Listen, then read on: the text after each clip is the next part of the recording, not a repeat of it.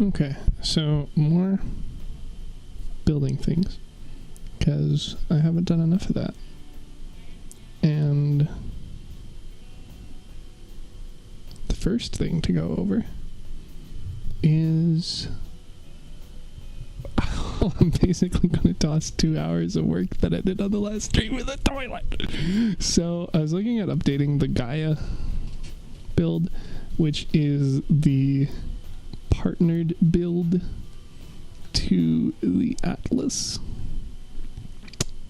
But I didn't do... I was getting after level designers for not doing literally the exact same thing. I didn't check my...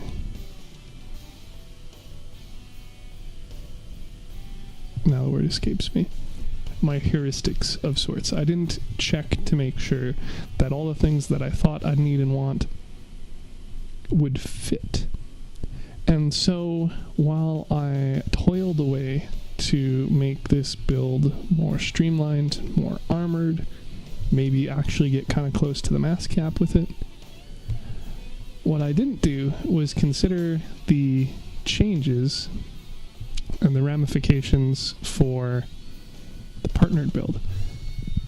So, as per usual, I already did some updates and didn't stream them because this was like a fucking 5-hour affair today. So this is the version of what it would be,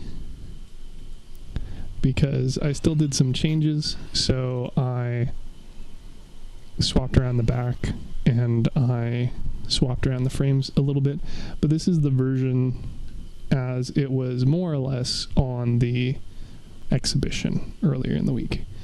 So then I was having a hell of a time getting it actually figured out for the size. So I went and actually graphed it, and I realized a few things. First off, regardless of anything else, the version I had was way too short compared to what the Atlas build is. And I don't know if it's been that way the entire time and I didn't notice, in which case it would explain why we were having some connection issues. I know I moved the coupler from in front, so this is where it was originally on the Atlas build, and now it's tucked underneath. Now that's only a difference of 2 pips, but there was a significant difference in length. So in any case, I was able to make the build longer, which is nice because now the side pieces follow the power of 2, with it being 16 long. But I also ended up having to change the width when I updated it. And to be fair, this is the width that it was to begin with, but then with the build updates, I try to squish it down because I reduced the width of this entire thing, the Atlas, by 4 pips.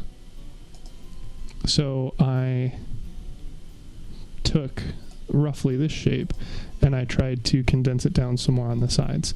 But in any case, despite me giving exact measurements to people, apparently those measurements either weren't correct or I didn't follow my own measurements or something, because none of these versions are equivalent to the version I have. But I had the idea of what would fit well with the current Atlas. So the Atlas at least is up to date in the, relative size. And because we found that it's incredibly difficult to get the game to play nice with coupled builds unless you have about a pip of clearance on all sides, I was trying to work that in. So with the current space available for the Atlas, figuring that the interior of it would have to be at most 12 wide, and then with the frames they have to be a minimum of 14 wide, which I will explain/show in a sec.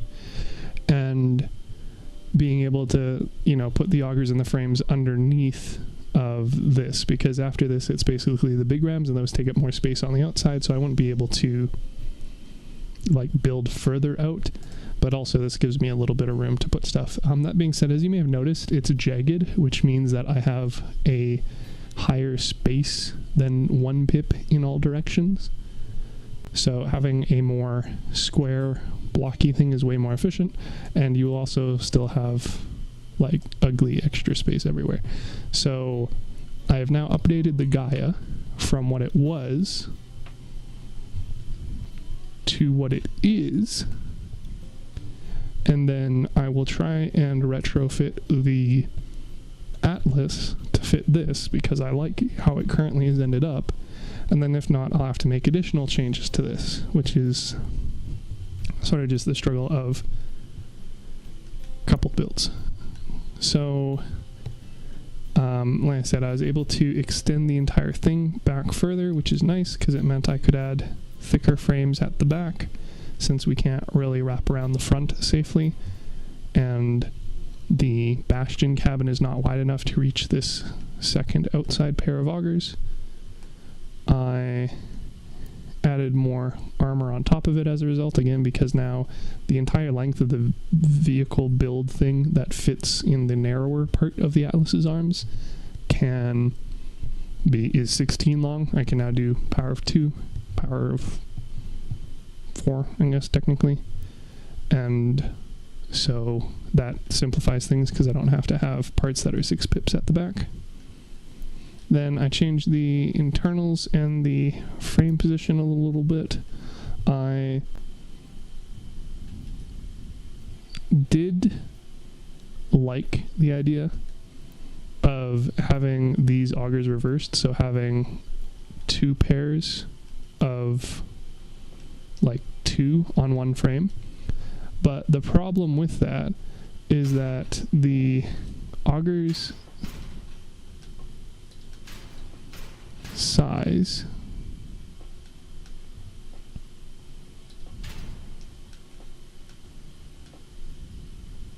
of course it doesn't want to play nice. Augers never want to play nice regardless of if I have stuff there or not. So while this is fine and dandy, due to how wide this ends up being, and again my inability to build further underneath the Atlas build, and thus this meat grinder not being able to go any further out, in order to have another one here, I need to push this in. So the only way to do that would be to make these 1 wide, but then this central frame, which to be fair, because I'd have additional room due to the auger being shoved over on both sides, and thus this another pip here, so I could have 4x8s in the center, but then the actual frames that are connecting all of the augers themselves would only be 1 wide, which is incredibly risky, though it does kind of protect the central frames a bit better because then there will be actually pieces of auger there, but it leaves the ones that need to stay alive, especially considering how they're wrapping around and then back down. Yeah, so it's problematic in that regard, and then also because I have these as 1x8s and thus these as 4x8s, this is kind of just overkill for the attachment point here, especially because there's multiple weaker points of failure. So this way, not changing them, even though that was the original intention, it also lets me put some extra stuff in the nooks. Because I had the extra space at the back, I could pull the frames back. Because I did that, I was able to have a extra gap there, so this is still directly attached to the cabin. So I could put some modules, I could move the foot supporting it off the ground back, and I could thicken up these frames since, again, they're a lot more important. So this is still the single most important one, and if I had, 2x7 frames, then I'd push it back in and then have those at the back, but as it stands I'd have to use 2x6 and I'm out of them because I have 6, 2 here, 2 on the other side, and then 2 in the middle. I could at best otherwise use 6x or lightweight 8x and then a 6x, or try and push them out further, or just have them like that. And again, for the sake of protecting things and the convenience, I moved it, especially because this is supposed to be a couple build.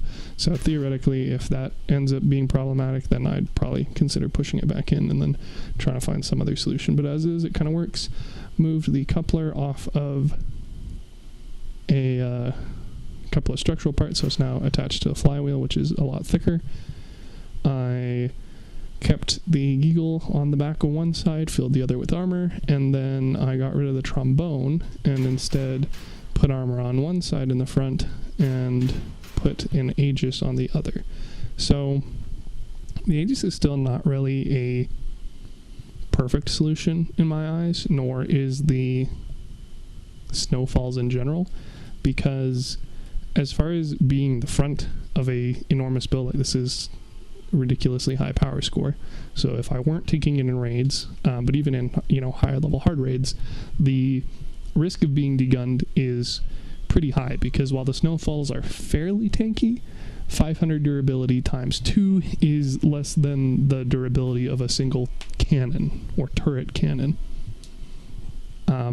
And I don't have any way to directly buff these and their durability other than triggering Grizzly perk, the co-driver perk, which necessitates them not use anyway.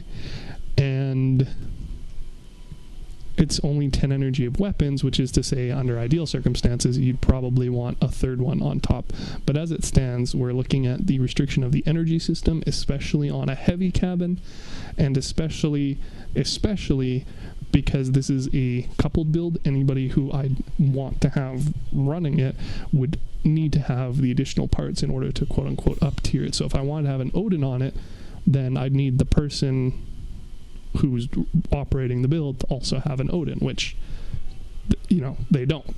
So in fact, that person who I did these coupled builds with doesn't even play anymore. So not only are we working off of the parts they had at the time, but those parts aren't going to be increased in quality or tier or anything anytime soon. So likewise with the introduction of the new legendary recharge boost or reload boost or whatever, it's less prudent to replace that on the build until such a time as I can guarantee that whoever actually runs it will again be able to have those parts. So that's also why it's not running the Odin, even though that would obviously be ideal for this power score. And because of the configuration of the Snowfalls, there's not really a good way to Averter or Omamori them, so I just kind of went with the Aegis. And again, while it's not an ideal solution, it kind of works. And then with the remaining energy points, I can grab the Flywheel and the Geagle, which are fairly must-have, with tonnage fused augers and more mass fusions on stuff. In theory, you would be able to drive at full speed with this build. So a Bastion cabin that's fused for mass limit and fused for max cabin speed, with the Geagle fused for speed, and with the augers can hit the speed cap of them of, well, almost, it's 69 point something, but almost hit the speed cap of them. So if the build gets detached, or if we can't attach for whatever reason, or if they just want to run it in solo, then in theory this build can operate that way, which is unique because all of our other coupled builds are explicitly only working while coupled. So yeah, got beefed the hell up. And I mean, even then, on the topic of only using parts they have, they don't have a mass speed fused Bastion. They don't have a couple of these structural parts. They don't have all these modules upgraded, but it's at least close enough of a comparison that if they were to come back and play today, they can, just delete a few points of armor or replace them, and then theoretically be good to go. So those are the restrictions with it. As far as the frame thing, I kind of mentioned it earlier, but due to the size of the meat grinders, which is to say that they are 8 wide for every 2 of them, and you also need to have frames attached, there's really no way to shorten the width of this build. So, like I said, even if I flip this the other way, then I just have more room here, and I'd have to reduce this frame from 2 to 1, and then on top of it being really risky, that leaves the overall width the same. In theory, I could reduce the frame in the center from 2 to 1, and then the entire build would be 1 thinner, but on top of that, not following the power of 2, it would be, again, a lot riskier and asymmetrical on this. Ugly. So, fairly limited options there. To that end, because the frames and thus the augers have to be a certain width, it seems silly to try and shrink that, because it's really not going to happen. So I'm going to need to look at instead making the Atlas wider on the inside. Wow, Xbox app, you're having a lot of artifacts. We'll just see if we can correct that. And in any case, the information itself was still acceptable, even if the visuals of it were rapidly deteriorating. As the Xbox is my background noise. Probably almost as loud as the music anyway. Okay. So, yeah. In theory, ideal circumstances, like the Aegis would also have a cheetah, but we kind of need the mass limit. We don't really need tonnage, because if you're attached to somebody, then tonnage doesn't do you any good. The Augur's perk, interestingly, I don't know if they changed it since launch, but interestingly, did, at least originally, deal consistent damage regardless of the speed of the meat grinders, or rather the speed of the vehicle, in opposition to the shivs, which deal more damage at higher speeds. So I don't know what that's all about, but 'tis a thing. And then the ammo packs, I managed to just scroll down there. In theory, you could also move them back up, but this way I could connect them to a rift in that handy 2x2 gap and could thus jettison them if need be. And if not, in the meantime, you have them, fairly safe behind augers.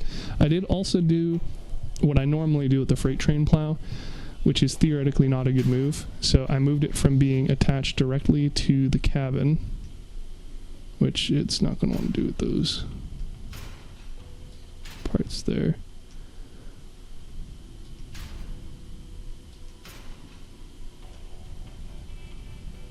Or, at all.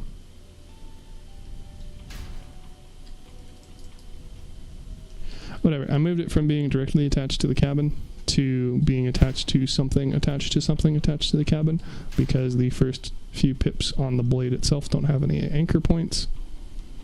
And this let me lower it, so it's a little bit more in line. Again, looks sleeker, looks better. Protects the stuff underneath, namely the central two augers, a bit more. So this is still technically very much a weak point. So if I get rid of that, it's gone, although hopefully, the central 2x8 isn't really at risk. But likewise, if even the buggy engine cover goes away, then it's at risk. I don't know if you could actually shoot it out from the front. Like, I can select it by looking directly at it. So I don't know if there's enough room for, like, a hit scan projectile or something to pierce through it.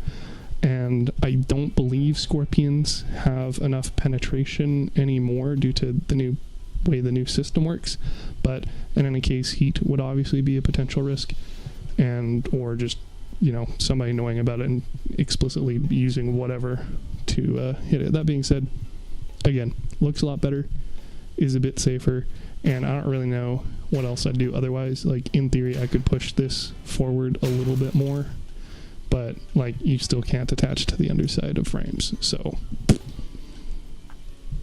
best option I currently have. The other thing I was debating was, since this was it was like 2-3 years ago when this build was made, the other option as far as weaponry goes nowadays, especially of the tanky variety, is none of the machine guns, because they all still suck. Like, having 4 protectors is literally less durability than 2 snowfalls. But I could theoretically swap to the Avalanche. That being said, it's a bit difficult because that would necessitate taking up space directly underneath where the augers kind of want to sit. So I'd either have to spread the augers quite a bit further out, which again with the current Atlas doesn't work so hot. Then I wouldn't have these sort of protecting wings on the side, although I could replace them with just icebreaker plows or more armor. And I'd have to, basically rework everything about the build, but it is another fairly interesting option, since the Avalanche is very much made to tank. It has 2400 durability, so literally double what these two have together currently, and it gains more damage resistance while it's reloading, and you can theoretically infuse it for durability or damage resistance. And it's a hell of a lot easier to attach a Averter or Omamori to. But again, that would change the energy economy a little bit, so I definitely want to keep the flywheel. I definitely want to keep the Yeagle, and I definitely want to keep the Bastion. So short of, again, up-tiering the generator, I would have to remove 2 energy somewhere. I mean, at the very least, the easy answer is just replace the Aegis, but immediate upgrade on durability, possible further upgrade with one of the defense modules. But again, significant rework, and I am really interested in trying to make this actual like T configuration work, because the theory being that the front build, while yes will soak up a lot of damage, will also be protecting the sides of the U-shaped build that wraps around it, and thus less likely to have somebody being able to actually blow up the connector, which is in the middle and directly attached to the cabin on the back build. So short of somebody explicitly drilling the side of the build without me being able to reposition or kill them, and or like fire damage again, it is probably as safe as it can be. Like, the correct answer is to fuse this for durability and then directly attach to the cabin, but that would, shorten the length of the build significantly. So this is very much the next best thing, depending on how armor gets reworked in the future. Like, it's not very efficient to have this sort of shape. Like, if we had a single 8x4, we already have many 8x4s, but if we had an 8x4 of that shape, then I could say part limit there and put other things elsewhere. So I could maybe say replace that with something else, which again would have to look better because this looks terrible. But if there were something, then I could attach a damage pass-through part here, attach the coupler to that. So like a gun mount or an elbow, something like that would obviously be more durable in practice than the flywheel itself, and also less risky than having the flywheel and the generator directly exposed on the back. But also it has 500 points of durability to either side of it. So short of, again, us being disconnected, which is literally the worst case scenario for a couple build, it should be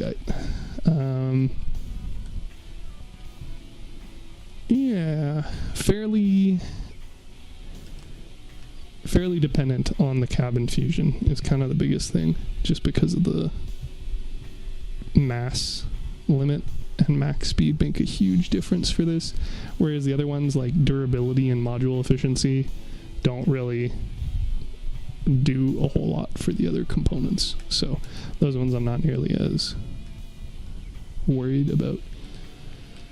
So that covers pretty exhaustively everything that's changed. Another note about the these being changed. Originally Atlas was running retchers.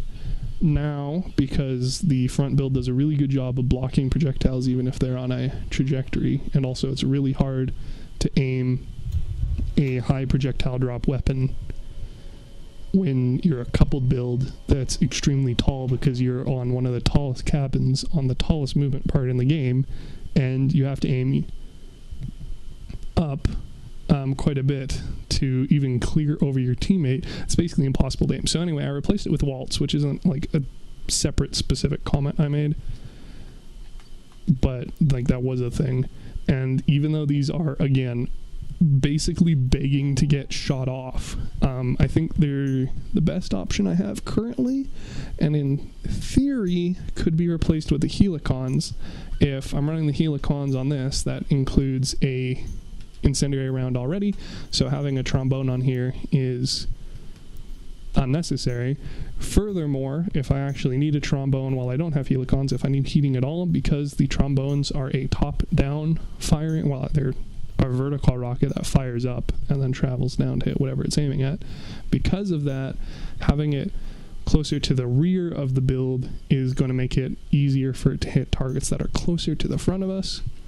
And wouldn't you know it, this guy is at the very, very back. In fact, there's 2x2x4 holes at the back already where I can just slap in a trombone, take off the Doppler, take off the invisibility radar, and then have that be an option. So yeah, that's, I think, damn near all of this. Like I said, I didn't really change the width, changed the shape of it a little bit. A lot of mass changes, but functionality wise it's essentially identical. So we probably also actually want to get rid of the CK for this, even though it means that... What do you mean I can't remove CK?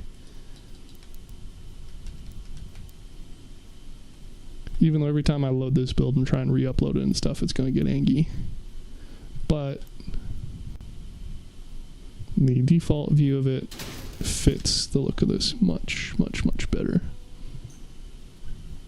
And the only other time I have the speed relevant for the Bastion, at least for builds I currently have, is on the Big Ram build, the Unrelenting, which is a little bit more cyber aesthetic, whereas this is very, very much not. For what it's worth, I also poked around with the concept of burying the snowfalls in a pip deeper, but this is like perfectly placed where they don't get blocked by the Bastion or the small plows. So if you move it back one pip, you basically lose like a third of your aiming window in every direction other than out. So, and of course, when you go out with one of them, the other one's going in and then gets blocked by the plow. So, again, without doing a complete overhaul for weaponry, I don't think there's a whole lot more I could do with this. And, I mean, if you're going to have anybody be the front tank of a build, you want the cabin that has 50% damage reduction. So, not a whole lot of other options with it. So we can save that.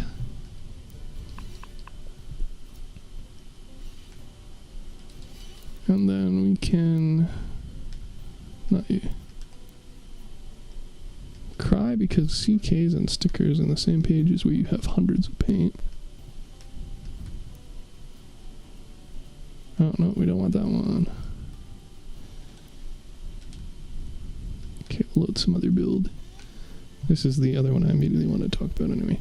So now it's considered in my inventory, so I can select it. That's correct, that one, yes. So many steps in the menu unnecessarily. Then of course anytime I try and reload it, it's just going to say there's analogs.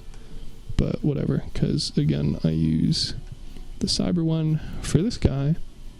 Again, same freight train plow configuration.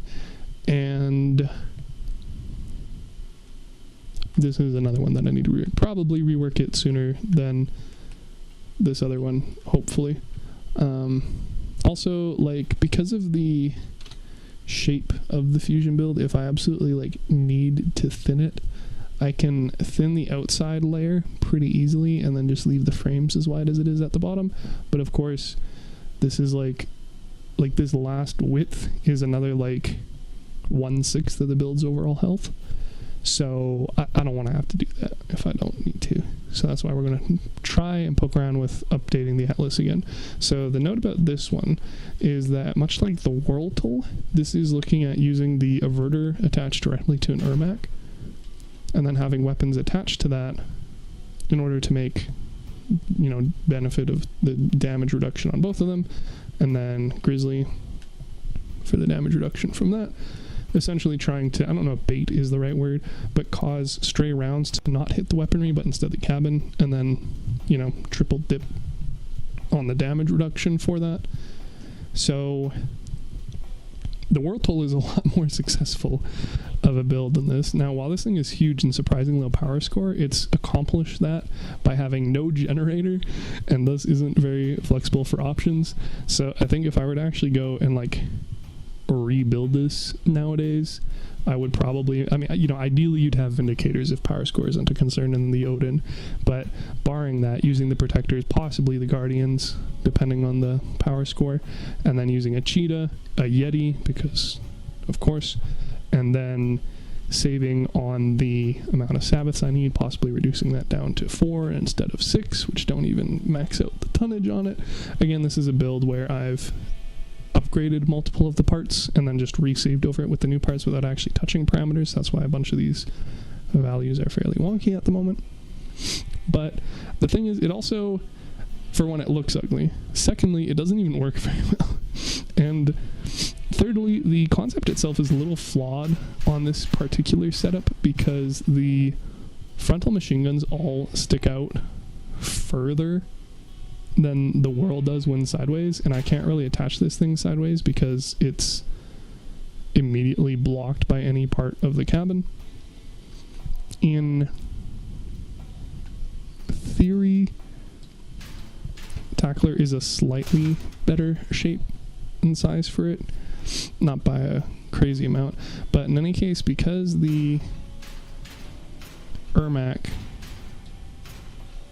has this section which is 6 wide, even though the top 2 and bottom 2 pips are only 4 wide, that means that you can't fit guns around it very well. So for instance, the tacklers specifically do, and that actually surprises me because this is the first time I tried them like this, so that's actually a fairly sudden revelation for me and kind of throws my entire point in the trash. But in any case, if you try and do that with the protectors, they don't like that at all.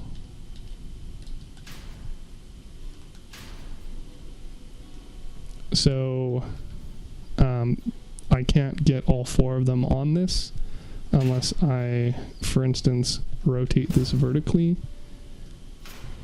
and then attach them on top and then on the sides, and then the top ones aren't guarded by the cabin, and that kind of defeats the entire point of what I'm trying to accomplish with this. So sans me, you know, surprise rebuilding this with the tacklers now that I discovered that. I think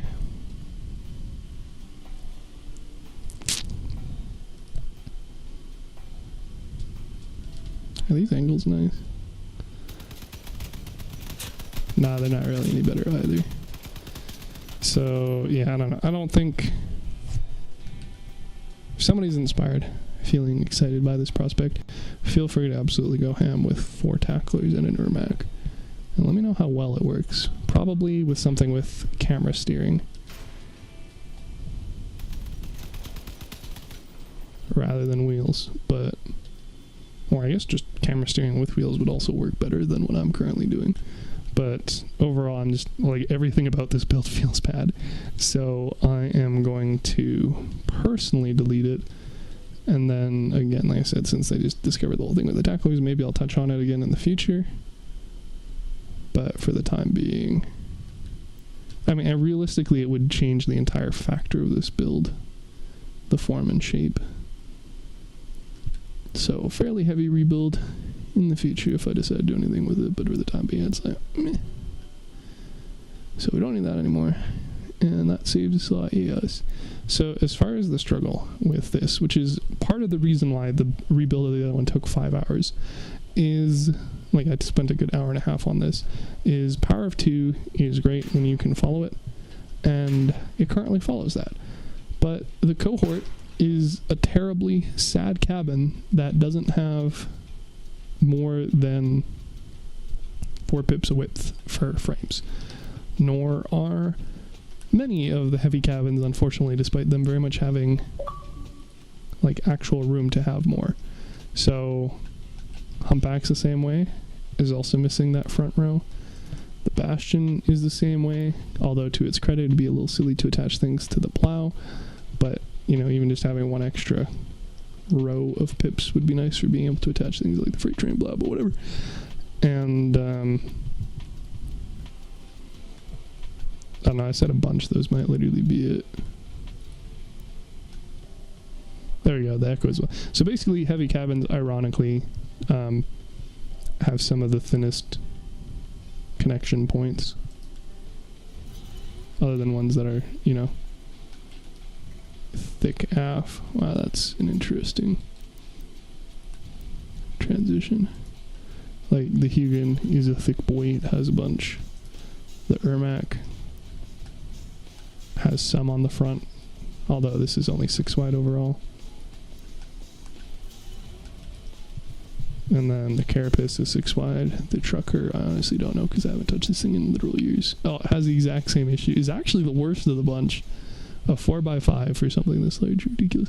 Anyway, so because of that and sadness, despite the cabins themselves being so large, the ability to attach frames to them directly, especially on a build that you want to make really fucking wide, So if we're saying this isn't wide enough and it's an 18 by 1, then we need to make it 20 wide.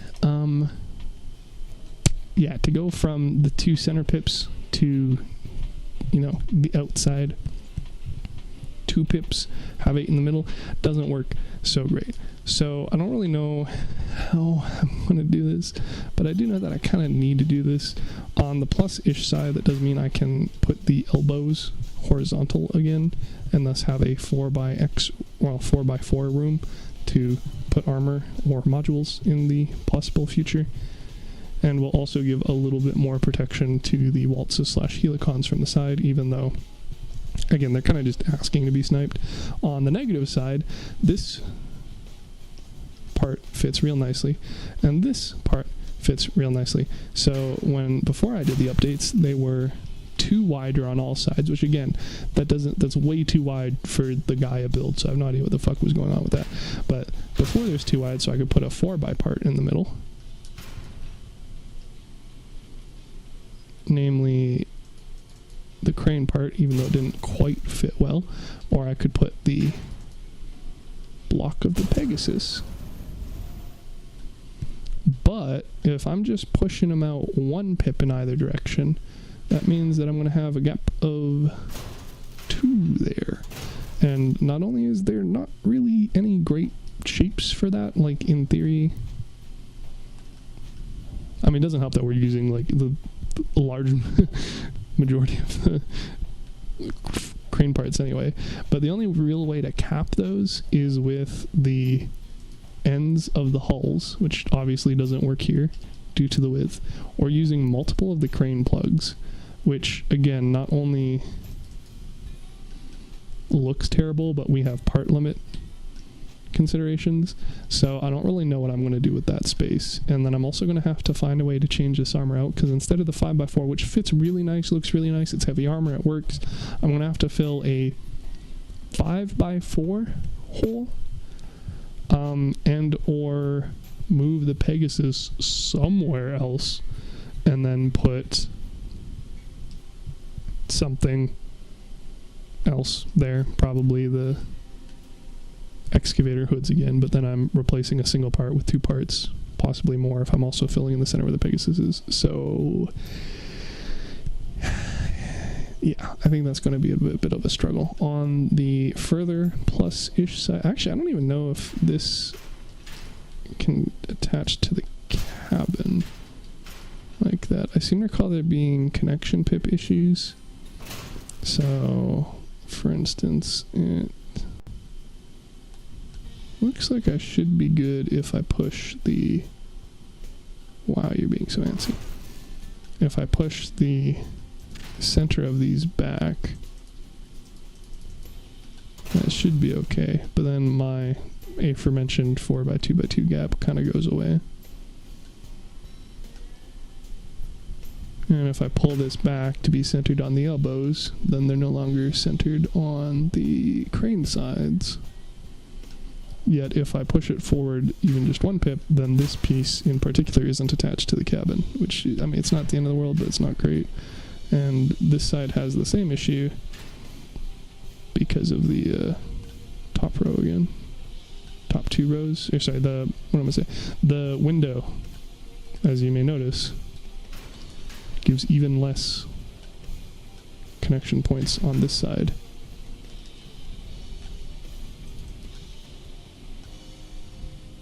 So it really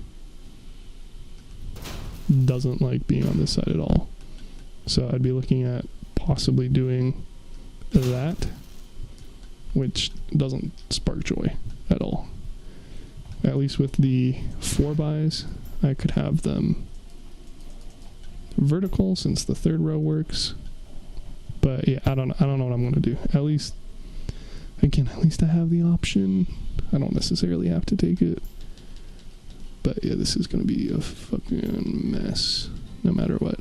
The other potential plus side is that I might be able to find a better way to get those expanded ammo packs placed if I'm pushing frames out anyway, because I spent a not insignificant amount of time trying to find a good way to store this there, yet have the big ram there. But for instance, this area is like a 5x5. I can't put a 6x frame here, even if it's only a 6x4, etc., etc. So the entire process is,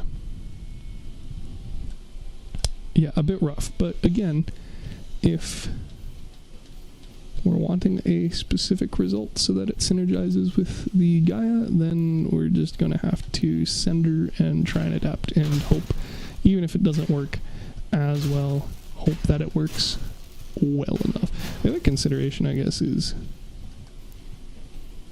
do we even need big rams? Because aiming time is literally whatever, especially with the Volt/Helicon. That is also literally whatever. And I would also need a bunch more of them. But I don't even think I'm going 65 kph anyway, honestly. Oh, very barely because of the mass limit fusion. Yeah. Plus these are cooler. So my option is 55 in leg mode with this. And 70-ish in wheel mode. Or 65 all the time with the Garida, but need way more of them. Let's find out how many more. We theoretically don't need you anymore, but I'm not going to swear by that yet.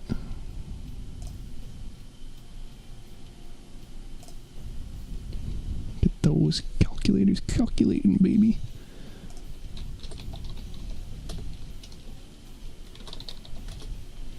So for a weight fused with Pegasus, we'd need, I'm going to have to add the fin wheel here as well.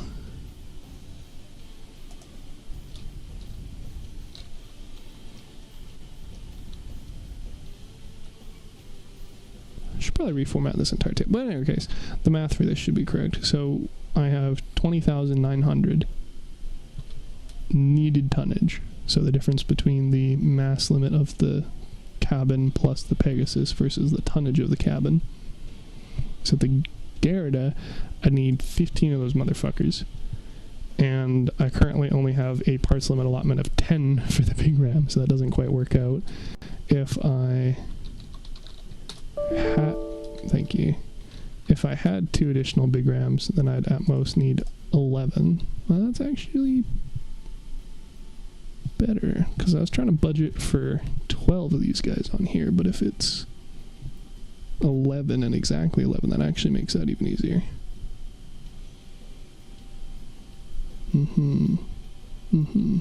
That's good to consider. But in case, at least one extra big ram, although we already know we have a bunch of extra mass available. And that also doesn't take into account the Grizzly or mass fuse on the engine. So currently I quote unquote need additional 2,600 tonnage, and these only give 1,900, and then I could squeeze out an additional 370, so need 400, so I need 20, well, about 3,000.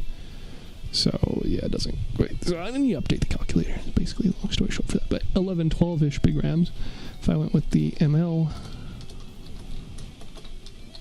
route, I would only need 9, again, maybe 10 of them under max circumstances, but then I'm only going 55 anyway. So not so convinced. And honestly, I don't even know that those changes would actually increase the considerations for doing the rebuild, especially for frames anyway. Like, the side ones aren't going to change at all. It would just be at most the back. But again, there's some fairly significant speed trade-offs to consider. At least I don't need to worry about any of the perks of them, because they all kind of suck. And the parts limit difference of 2 points either way is fairly negligible. So I suspect what I'm going to do here is pull out everything by 1. And then I'm actually debating if it'd be easy to just pull one side out by 2. I don't think so. Math might be in favor of that, but I also already started doing this. And know how to do it, because it's just the opposite of what I did yesterday, so less likelihood of me messing up. And let's make it take even longer.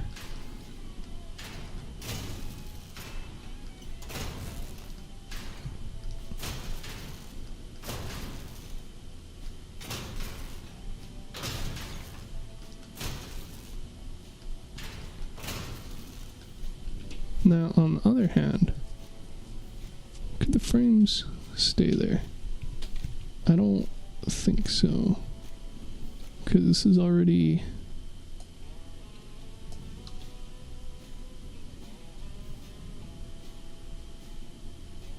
Let's put you...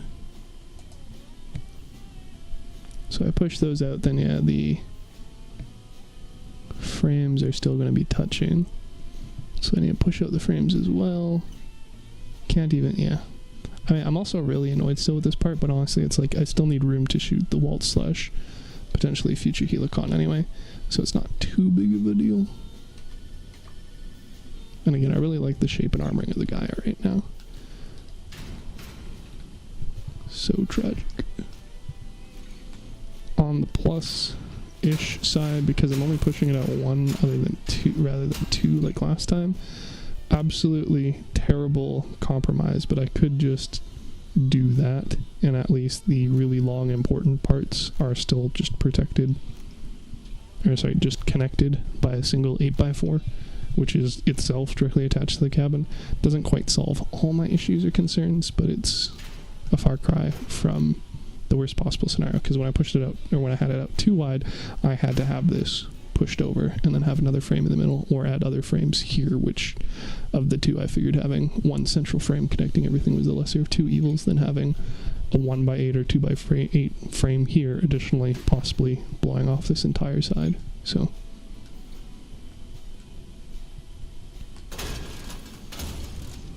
you know, small victories, I guess. You can go as well. Have to see. Plus this is directly connected, which was connecting the back pair, but unless I want it to be like that, which I kind of don't, it also isn't going to be directly attached this time, pretty much for sure, because I can't offset it without again using additional frames this time. But again, I do have this nice, you know, as a compromise option available. So to that end, I'll just leave the ones on the side here as a reference if I fail my plan entirely. And we'll do the experimenting on this side. It's also nice to have a reference of what I have. This is what I'm trying to attain, just so that I can have that alternative quote-unquote starting point, so you can sort of see the evolution of it. And that's the wrong center point. Visualize from there, which unfortunately with fusion builds is a huge component of them. Much more complex than regular builds, and even regular builds can get kind of crazy at times.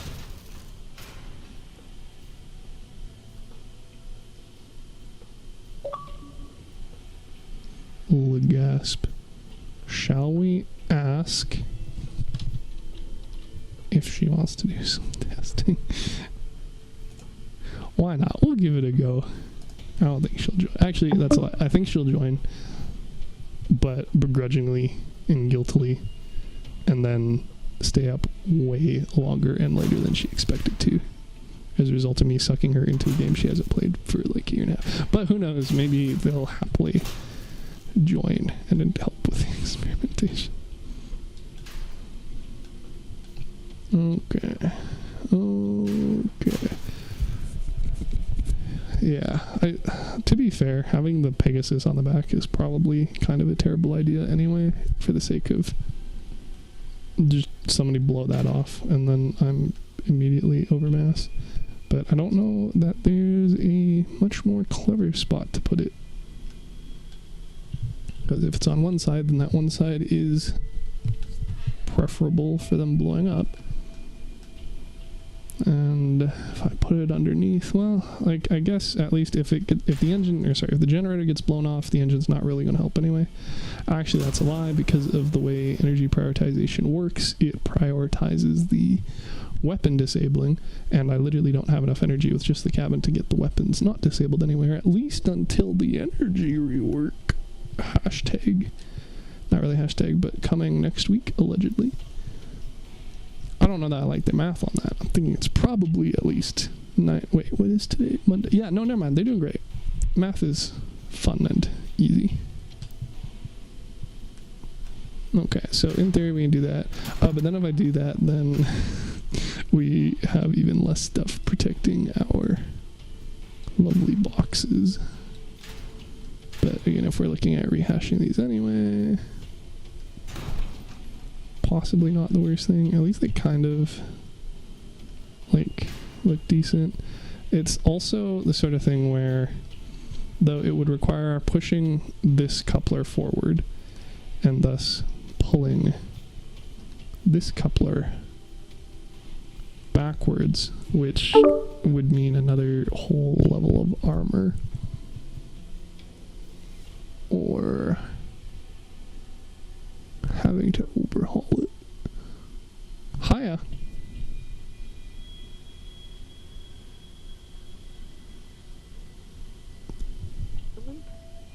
Pardon? How's the Crossout go? I am trying to rebuild Atlas and Gaia, and everything about it is causing pain. But that shouldn't be too surprising, since that seems to be the way the couple builds go, unfortunately. Yeah. Sounds vaguely familiar. Yeah, so I do know it's kind of already late for you, and I'm assuming you hopped on YouTube to unwind before hopping off. But is there any interest in seeing what I have currently via the stream, / offering any thoughts on it / what I'm trying to achieve? Rob's not gonna have too many thoughts on it at the moment, but if it's, I can probably hop on for a minute. What, on the game? Like the stream. Yeah, I was gonna say, I'd be shocked if your Crossout wasn't woefully, out of date. Alrighty, I'm in the, stream now. Okay, so keeping in mind that, I don't know why I don't went to that. Actually, I don't want that. I want that and that off. So I don't know if you had another copy of it downloaded anywhere, but the one on the exhibition you had like 0 oh, you know what it was? It's because I said, don't worry about it, I'll just make a version and then send it over, because we're having issues with the dimensions, right? It's a good question. Possibly. Because you had this, and it is like not even close to being done. And then at the beginning of the stream, I had the one that was essentially the one that was on my exhibition early in the week, but then I changed it to this. So the same thing I was talking about an hour ago in the stream was how now that we have a 12 energy frontal cannon that has 2800 durability, in theory this could be rebuilt with that rather than using the snowfalls, since they're kind of a weak choice to begin with despite their decent-ish durability, especially because there's only 2 of them. But could change that, and then there's other more modules, newer stuff that you could put on, but of course to do that would require somebody, not only for me to have somebody to play the game with, but also that somebody to actually have the newer, more expensive stuff. But in any case, this is the current version of it. So I found out that the dimensions that I was using to begin with are actually not even true to what it actually is. So there's a lot more length to it. So I was able to make it follow the power of 2 rule for armor. So I was able to use all these APC parts, which look a hell of a lot better than mix and matching with the Founders parts. And then I also took off the trombone because I figured if we're going to have vertical heating, which necessitates people being further away, having it on the rear vehicle is better. Plus now there's also a relic version of the Waltz, so I don't have them. They're super fucking expensive, but there is a version of them that also heats parts up, kind of like the Mastodon. And then... Very spicy. With that energy, I spent it on an Aegis shield, even though it takes a stupidly long amount of time to recharge when you aren't using the Cheetah engine, and this can't use the Cheetah engine because it's using the Geagle engine for the max mass. But the other defensive module options also don't really work due to the layout of the weapons. So it's kind of like incredibly min-max dependent already, and would just get worse from here for anything else I tried to touch on it. So it's kind of like stuck in the current state. In theory, whether it be you or more likely somebody else trying this out in at least the like raid side of thing, because I don't expect 2 snowfalls sticking out in the front of a fusion build like this is going to last very long in PvP, but just trying it out and seeing if it's at even somewhat viable before doing a complete rebuild with the Avalanche. So I was trying to update the original premise rather than updating to what might or might not be more effective, just because I don't know what the answer to that is at this point in time. I see. And also realized that I didn't update these parts, which means I'm going to have to resave it, which means I'm going to have to remove the CK off of the build. Lamau. But anyway, that's the current state. And the current state of... that's looking good. Yeah, well, it's like... It was already pretty close, and they've done a lot of changes. So luckily, most of them ended up working out as far as like the trade-off between like stuff I've upgraded for modules in the cabin versus the mass nerfs on augers and stuff. But it more or less works. And again, under ideal circumstances, if needed, you could upgrade it further, and if you lose enough armor or don't get attached to begin with in the match, you can still, in theory, just jettison and drive around on your own, although very, very, very slowly until you lose more armor. Hey, at least you can still get it, right? That's what counts. Well, like I said, like none of our other builds had that consideration. Like as soon as we were detached, or if we got shoved, or if somebody blew off a coupler or something, like we were both fucked that match. So yep. The Atlas is what I'm currently struggling on, because this thing was a lot wider, and now it's like I made it thinner by 4 pips total, and that still works because it follows power of 2 and everything fits more or less nicely on it. But now with the current dimensions on the Gaia, and me still having to leave the buffer space, I need to expand it by 1 pip in both directions, which means that I've got to completely rejig like all the frames if I want to make them look nice. And then because of all of the mass changes, in theory, you can have... It's not letting me connect. Anyway, so it was running 10 legs because that was the most needed at the time, but now that we have a new engine and I have a mass fused cohort, I can theoretically get 2 more legs on it, to which the obvious question is, where the hell am I going to fit them? So... See. Yeah, and then I'm still running into the armor limitations, so luckily we still have 6 8x4s, which I can use for the actual sides of it, and then I have the crane side parts because those are kind of the next best option for mass and durability and size, but it still has this like ugly sort of like dip in on the top because we don't have 8x4, 8x2x2s or 6x2x2s that have good durability. And like the weapons are still kind of just sticking out, and again, now that it's not power of 2 on the inside, I'm gonna have to like redo all the armor and see if it plays nice. But this is kind of the current state of where it is when you basically hopped in the stream, which is like I'm trying to experiment with frame placement, because now, for instance, like the cohort doesn't have an 8 wide or 6 wide base for connecting frames.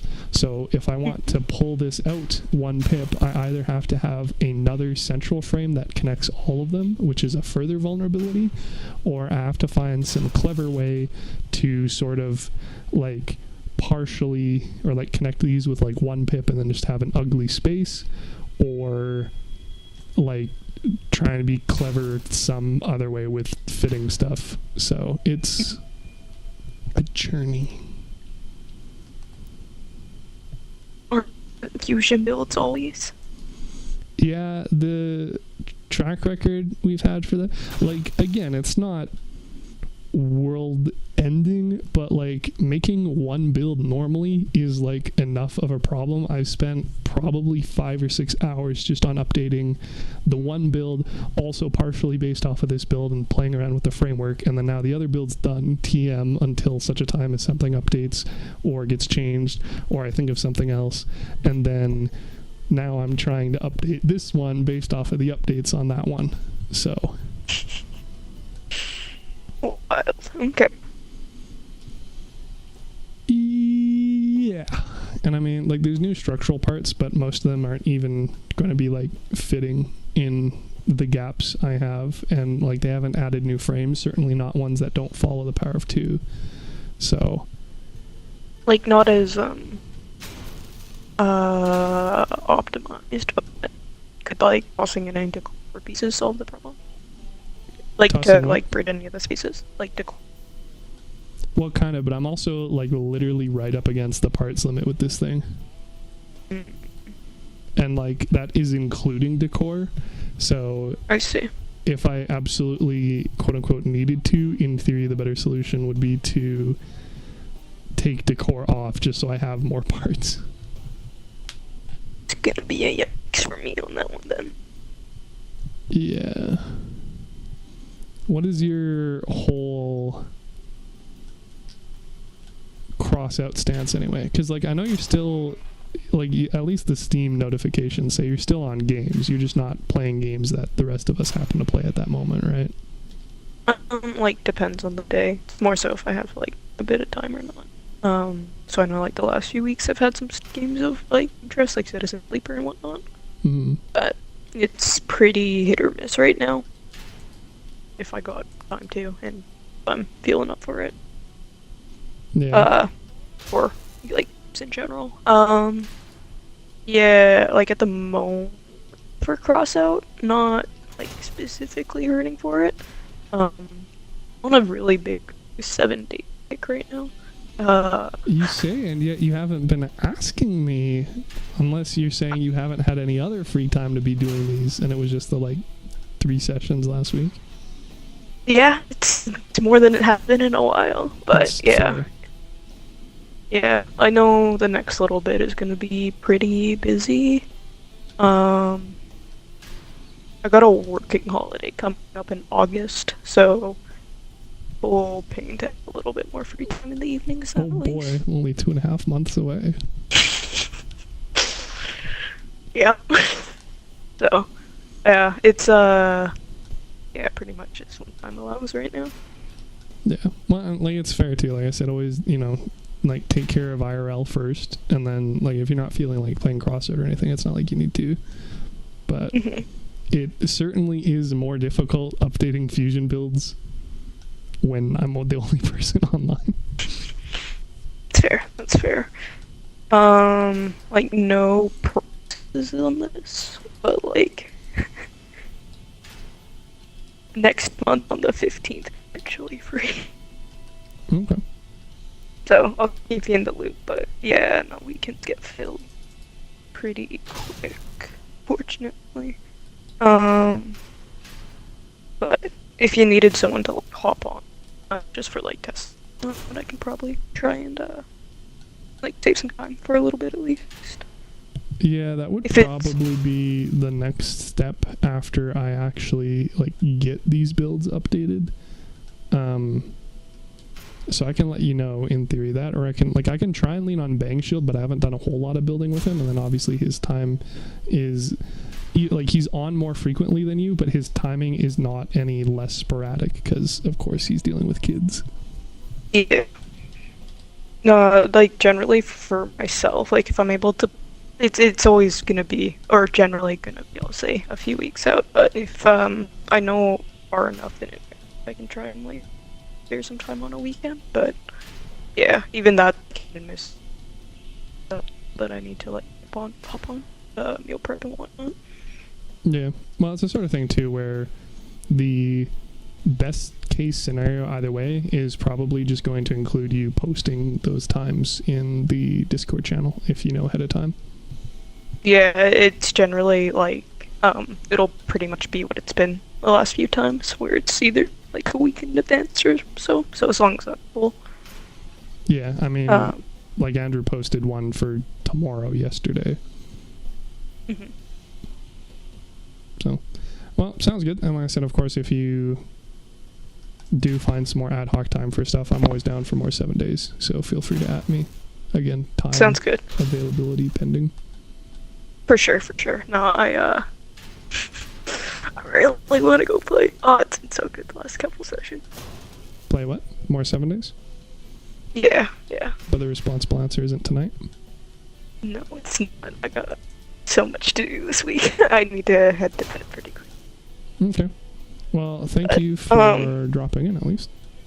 Yeah, no problem. I'll keep you updated on like the 15th week and let you know if I'm able to swing it. If any more free time comes up, I'll let you know. Probably not this weekend for sure, though. I got family in town, so. Sounds good. Good luck with the fusions, and yeah. Yeah, at the very least, I find building fun. So, I mean, I've sure been doing fucking enough of it this past week. That's awesome. Glad to hear you're enjoying it. Definitely makes it a bit funner, more enjoyable, that one. Mm-hmm. Okie dokie. Think I'm looking at hip hop here for tonight. Mm-hmm. Have fun with the responsibility. Have fun with the building.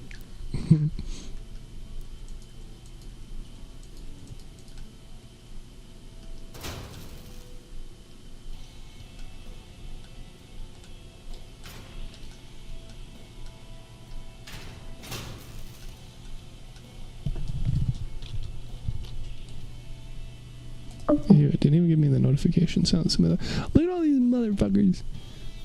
All on and not party rocking with me, those bastards.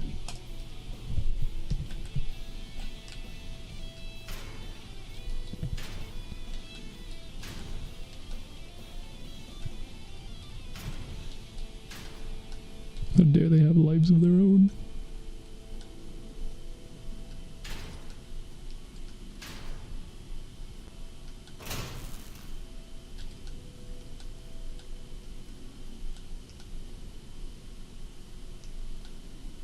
Now, on the plus side, this seems to be decent enough. I totally forgot I literally have the space. There's nothing stopping me from using multiple gun mounts instead of elbows. But the very real limitation of the amount of parts I have for that still very much applies. And I don't really think there's even another fourth gun mount option. At least that would look good / work symmetrically. And, you know, doesn't have to be symmetrical, but sure feels better when it is. So one potential problem solved on this build update. Many, many more to go.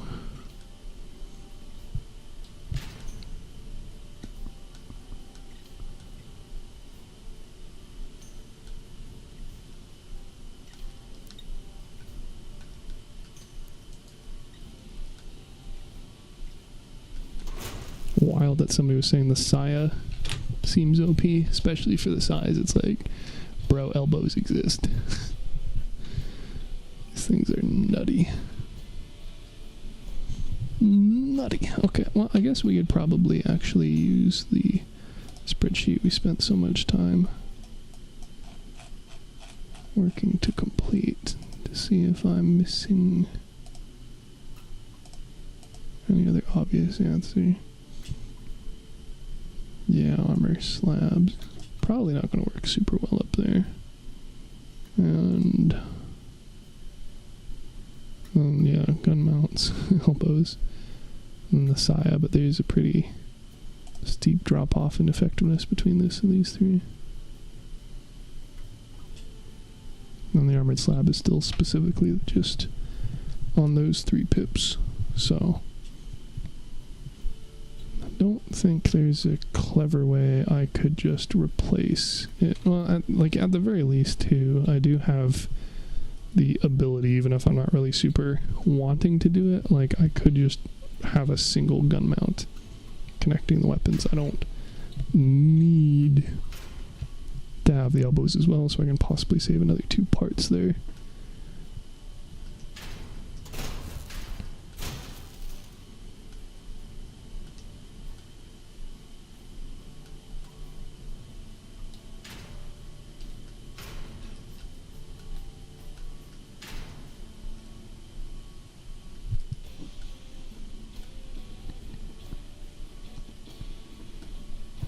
Willing to buy 6x3x4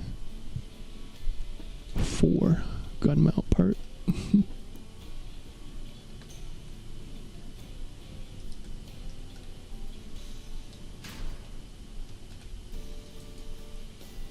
To be fair, at least this part doesn't let damage through. It just has dummy high resistance, but I don't think there's a super clever way to hide or protect it further like I can with this one on that side.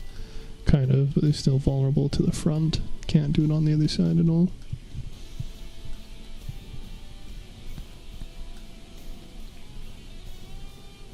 And that part especially is going to struggle with fire, which is the biggest risk in my eyes.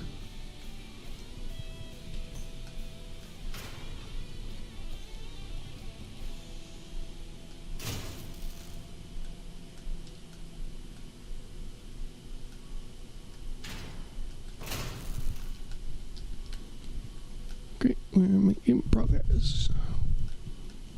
So now the question of modules and stuff. So, like, the easy answer is just slap up underneath. But I really don't want to be like, lose my Jenny, lose not only the second weapon, but also the modules. Stats insult to injury. But the good question that gets raised then is, well, where else are you going to put them? And again, the obvious answer that I don't really want to seriously consider is on the sides. Well, it doesn't really work with the gun mounts.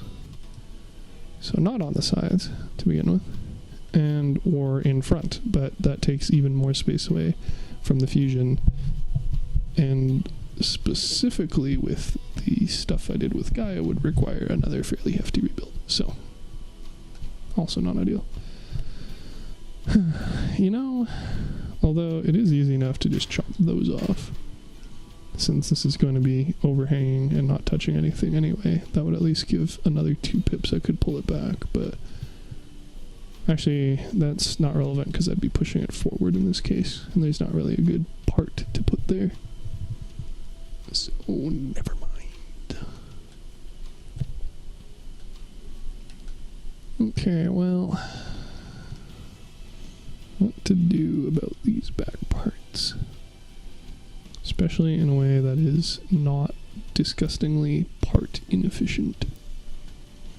Don't really have a whole lot of options. Like, those technically work, and I do technically have the mass for it, but not entirely a route I want to go either. Not really a whole lot of 4x parts remaining, especially of the structural variety. bulbs kind of fit, but don't match the aesthetic.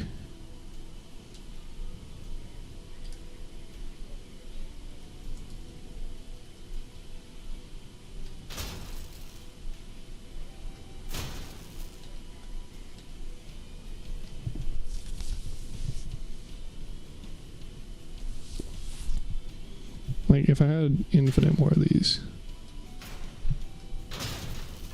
especially if there's a double thick version of it, just slap those on. Easy enough. I really like the answer of the small APC panels. It wasn't the be-all, end-all, GG, easy, great answer, but it was like just good enough of one.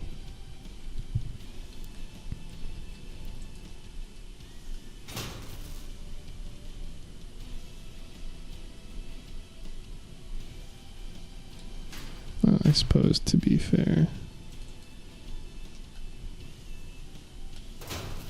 this is also an option.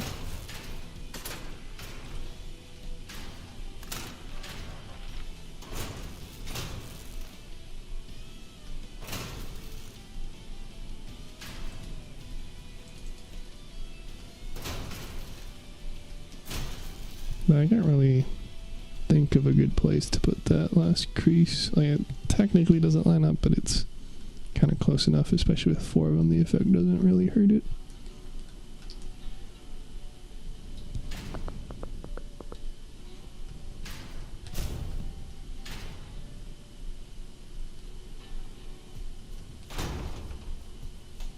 I think that might actually just be the answer for that. I don't really have anything more clever. I was debating like, oh no, I don't want this in the center here and the frame at the back connected there, because then it doesn't follow power of 2 all the way around this, and then I can't fit other things like the 6x. And it's like, if I'm not putting, like, if I'm not replacing this part with 2 6x's anyway, it really doesn't matter, and I really don't want to replace it with 2 6x's, because that just makes all the issues I'm having with it even worse. So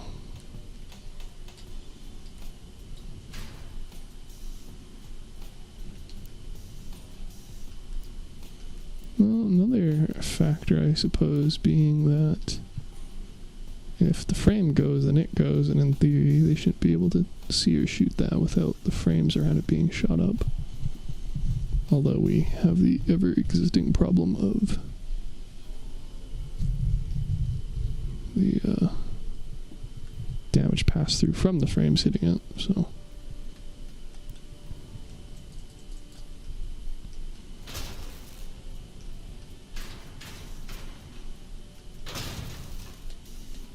And technically with these, they're no better, like, the physical dimensions of them wise, they're not any better than just running 4 of these. And they in fact have less durability, but I also don't have 4 of those. So even if I did replace it with something else, it's like, well, what would I use for this other part? Because best case scenario, it's going to look ugly, even if it is ever so slightly higher on durability. Not a whole lot of winning options.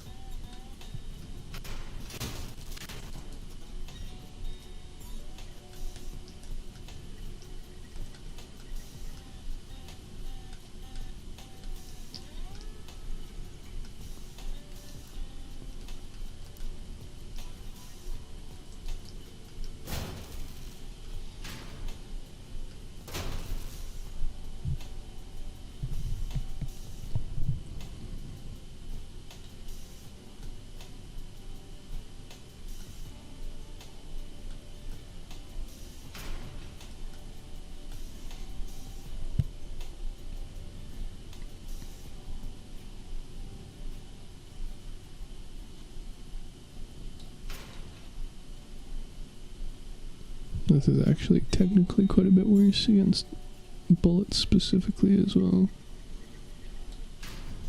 because of the innate resistances.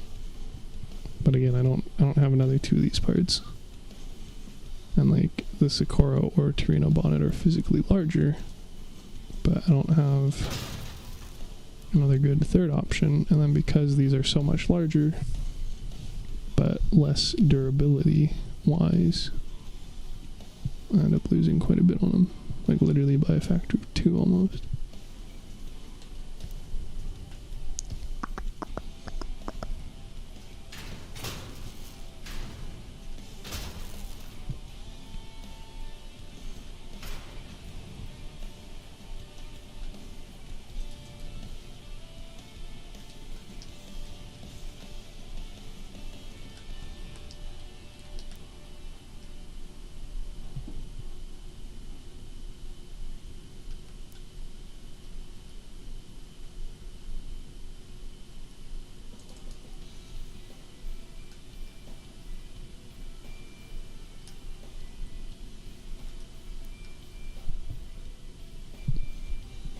Those do have a lot of bullet dur though.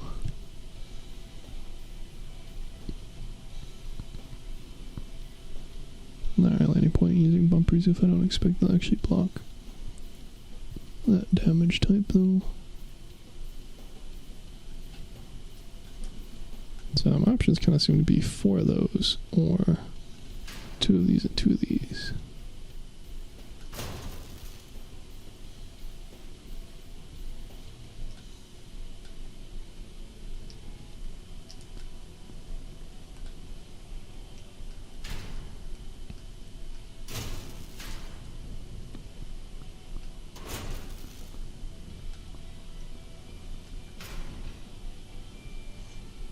Kind of cute how most of the connection pips for those line up though.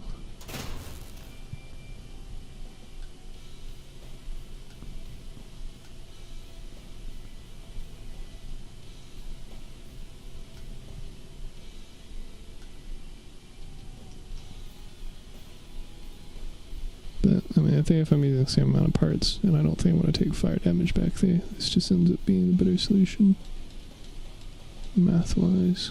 At least it's not losing anything parts limits wise, so.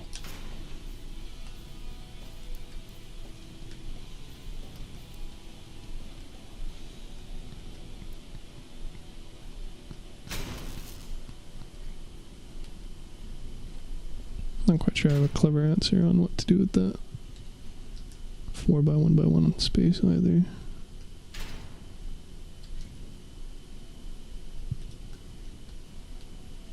Actually, I guess the back end parts are going to connect to those as well.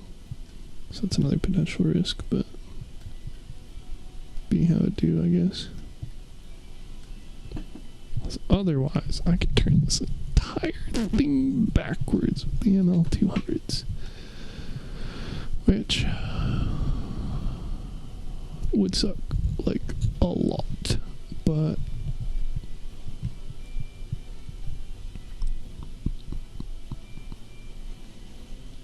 I don't know, I might experiment with doing it just because. Just to see if it actually makes my life any easier. I suspect the answers are going to be a big resounding no, but I can try, find out for sure either way. I think, yeah, you're less tall. Same height as those.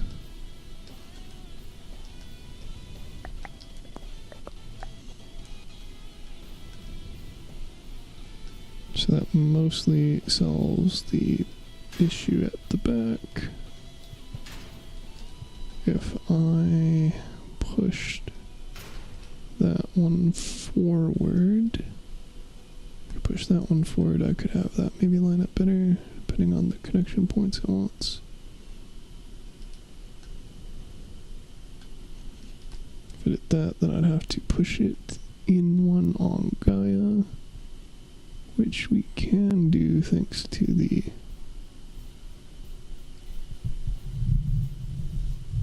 bootstrap. However, it will raise the height unless we flipped upside down, but flipping it upside down is a non-issue. Possibly also realistically safer for the thing as well. Although, honestly, I haven't even double-checked if the height of these is still matching. Alright, let's do shitty math. So that's 4 high, so 5. So 6 and 7 pips off the ground. So we need to be at least 8 so that this isn't touching it. And this is very tall.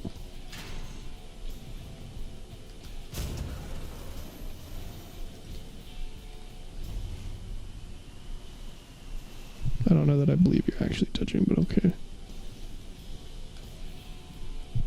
That'd be 7, 8 off the ground. Which is, sorry, 6, 7 off the ground, which is cutting it kind of close. So I'll have to see. Might have to end up moving it back up anyway.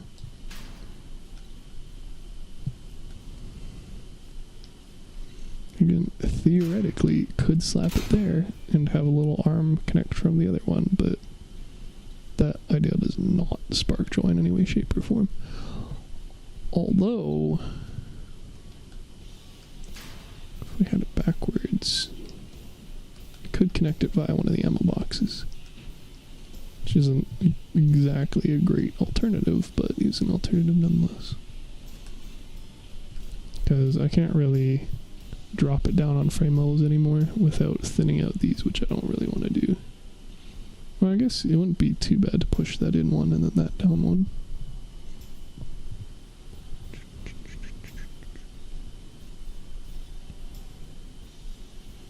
Yeah, but until I actually do a live test, I'm not actually sure either way.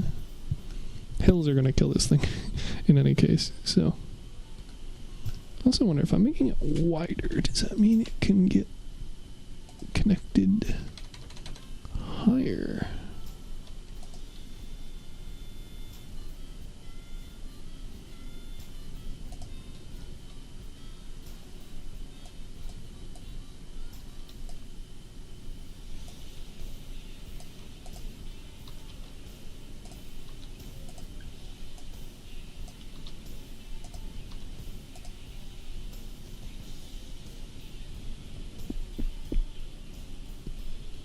Maybe. We can go at least 1 pip.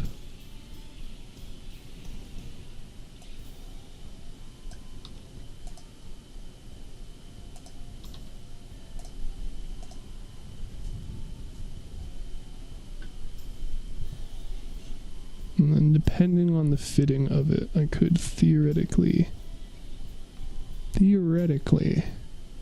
crunch it down even more. I suppose the smart answer would be get somebody else to download the build and try connecting, because if I can connect it like directly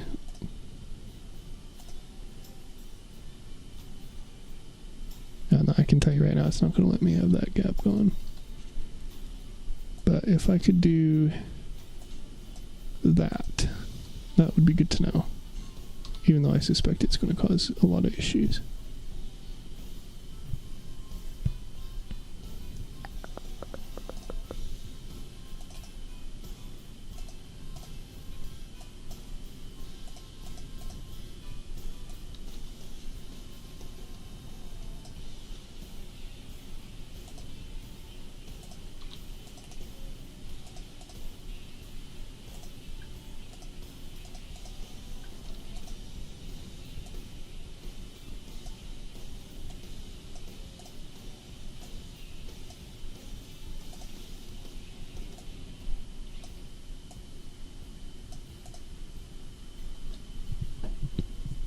So that's theoretically what we have right now.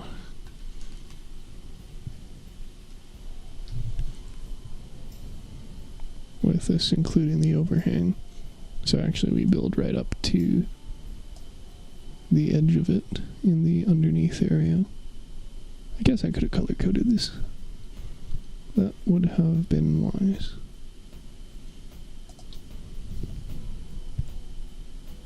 Not a very big deal in any case.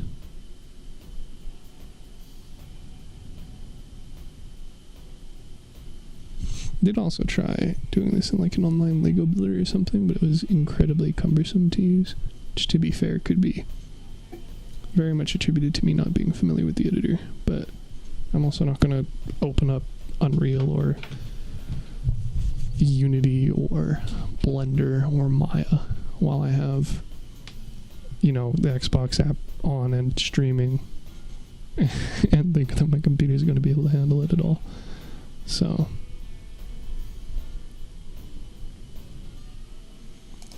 I could actually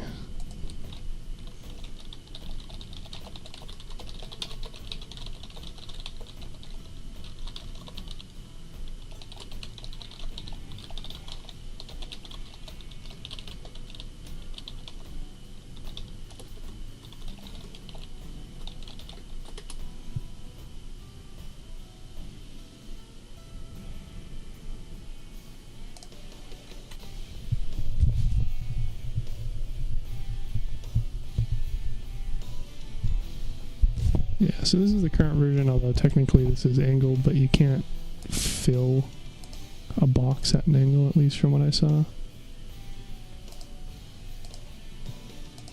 Uh-oh. I mean, this doesn't quite solve the issue, does it? It does kind of help. That's not bad.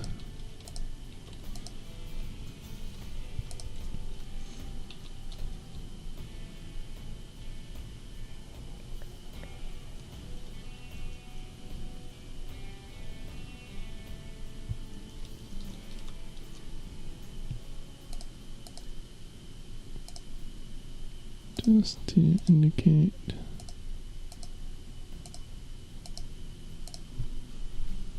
that they're partials, which does mean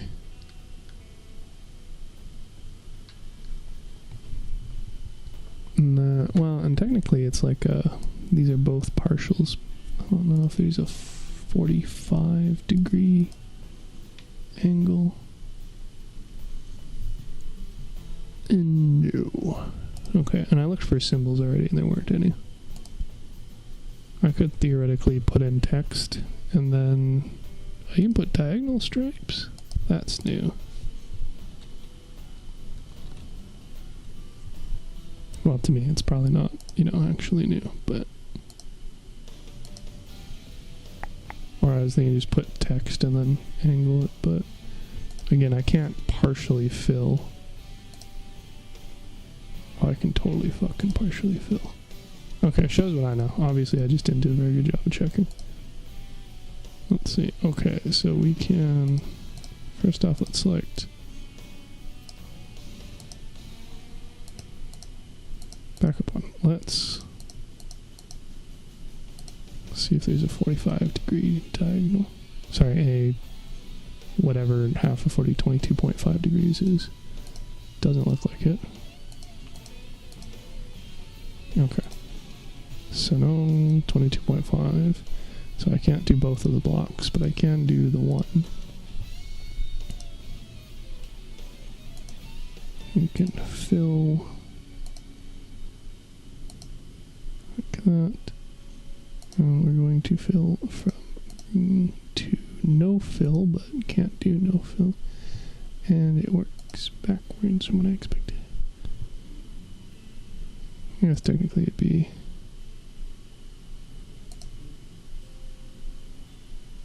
Yeah, like that. Style doesn't matter at that point, does it?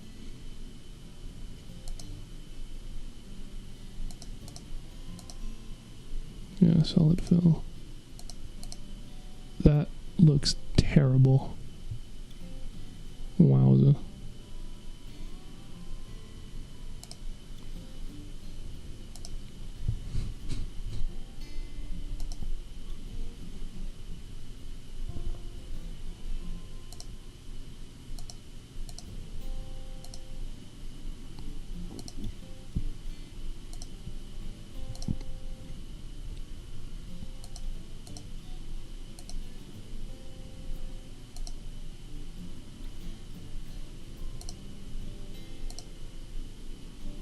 I suppose this makes it better. Nope, not at all. Okay, so we're just going to do it like that. But in any case, what that means is that theoretically we could maybe We can probably do that, although the frames and the augers are not going to have a good time. But it also means we could maybe move it down one and... Yeah, no, we definitely can't move it in one.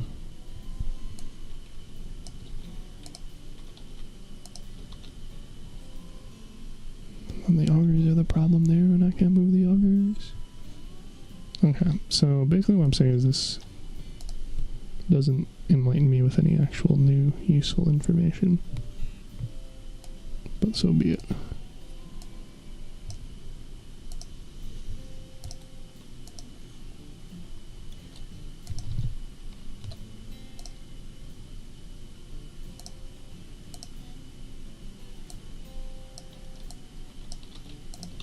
Do that, there we go. And then this isn't going to be 3, it's going to be 4, well 2 for the top row. And then it's going to be 4.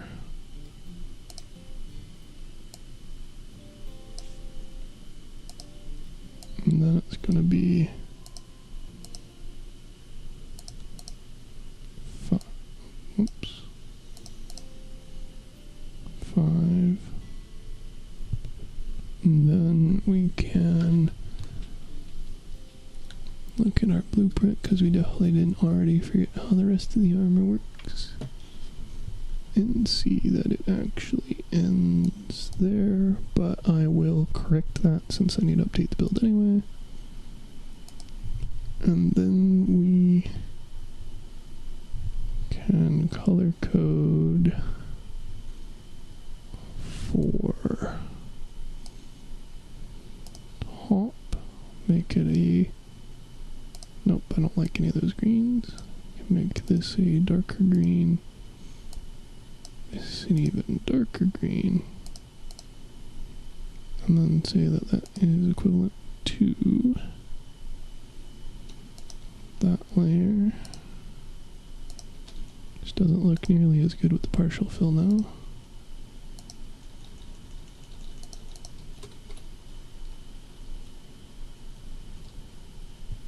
And do the same but reversed on the other side, which is probably not going to play nice due to the location of the borders.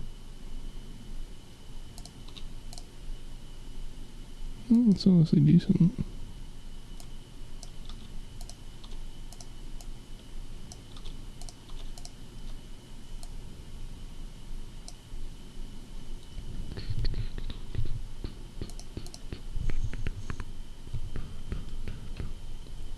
But then of course it's angled, and the top does have a little bit of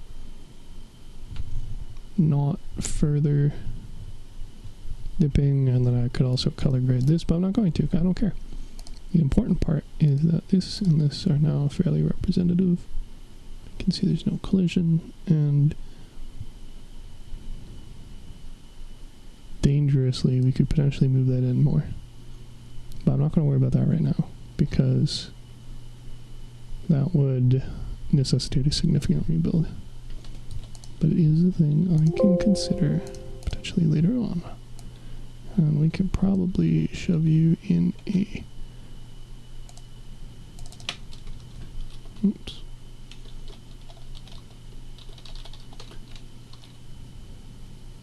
What? And we cry because aligning the pixel count is mean.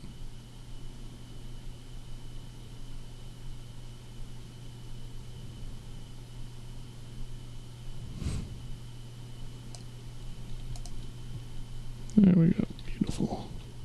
Close you, we don't save you. And then we probably delete you when we're done with you, assume I didn't just crash the computer by doing that.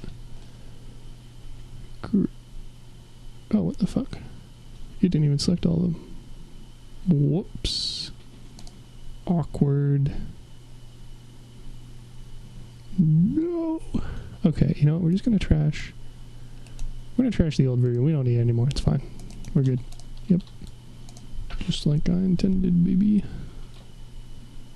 This is a different green, too. What the fuck?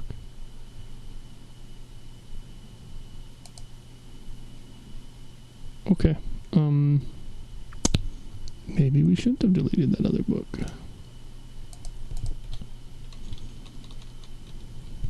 Well, I don't have the choice on that now, so yeah, it's fine. It's probably fine. Great. Okay, cool. Nice. Nice.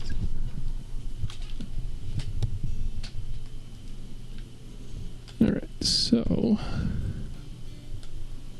yeah, I don't even know how to bring this further in. Not like I exactly have a whole lot more parts to do that. I could swap these so the 3x's are on the side and the 4x's are on the top. But then I would have issues with the weapons, so it does mean I could sink the weapons down. I'm not going to worry about that for the moment. It's not an immediate problem. One step at a time. Spending way too much time on this. What's Bang Shield doing? Damn, he's not on Crossout anymore. I can't beg him to come be my partner. Okay, so... I was debating shifting everything. And the verdict seemed to be, sure, why not? So let's shift everything.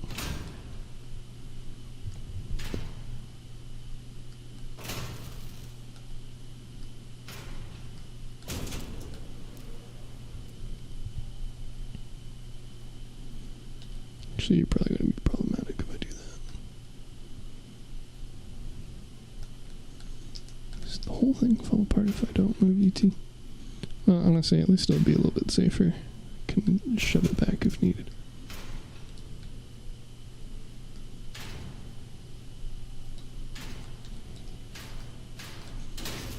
Toss out that. That looks decent. Put back that, even though it's not the right one, I'll probably remember, maybe. Actually, this sort of solves that issue.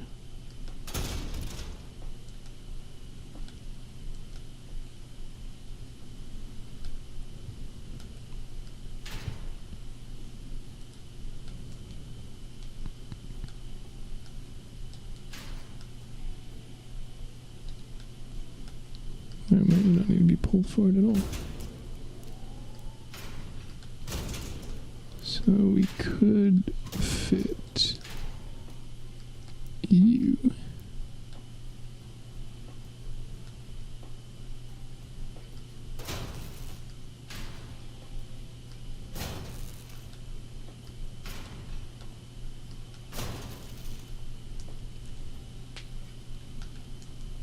And then the back end will also protect that.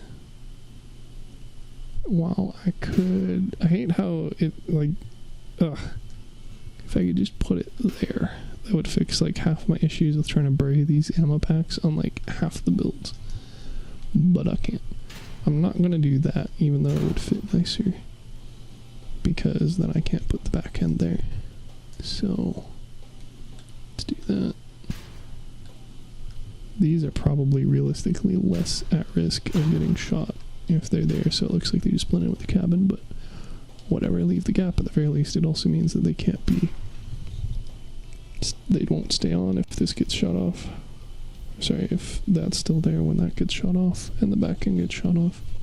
Don't know if that's necessarily a plus at this point, but whatever, it's a consideration. Then, though, we could pull this back one. Does that accomplish anything for us?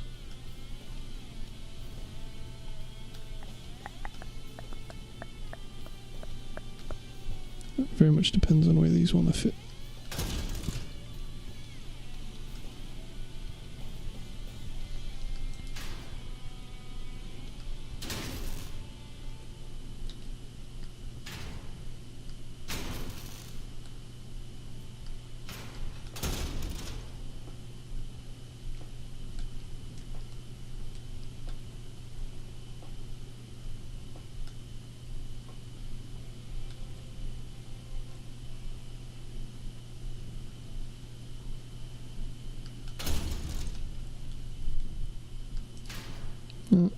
This is in the ugly but surprisingly functional category at the moment. Parts limit wise, you're not looking too bad.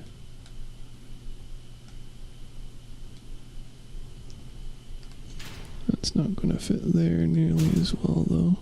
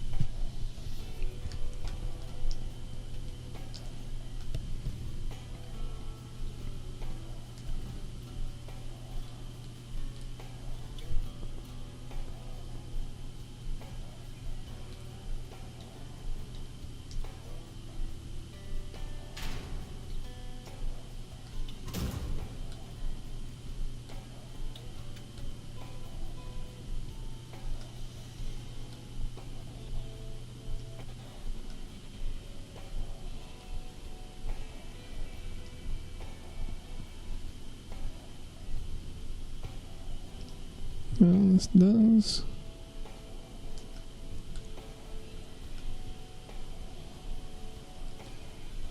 kind of work. Also, kind of thwarts the whole use backends to protect the generator thing.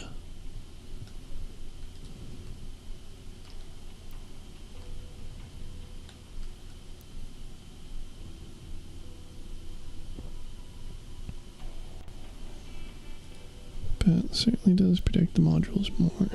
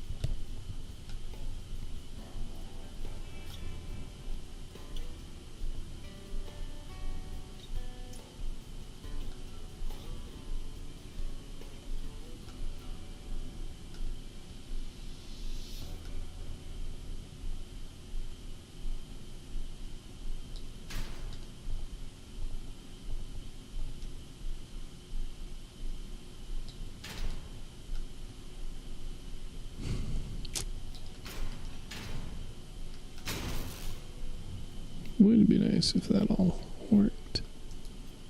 Unfortunately, it does not.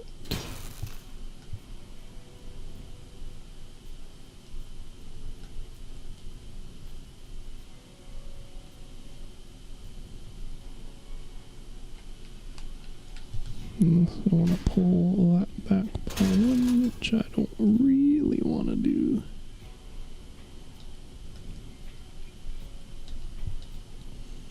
But it does clean up the look of this underneath area quite a bit.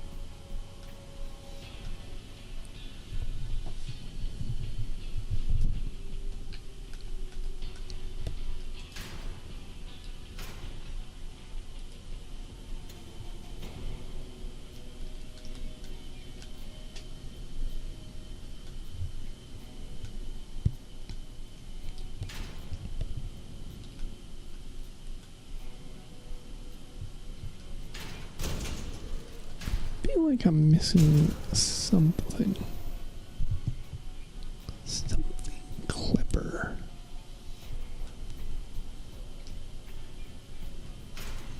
But if I knew what that was, I wouldn't be missing it now, would I?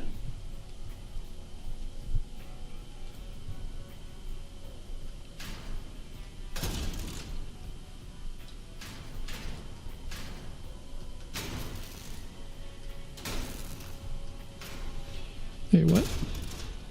What were you complaining about?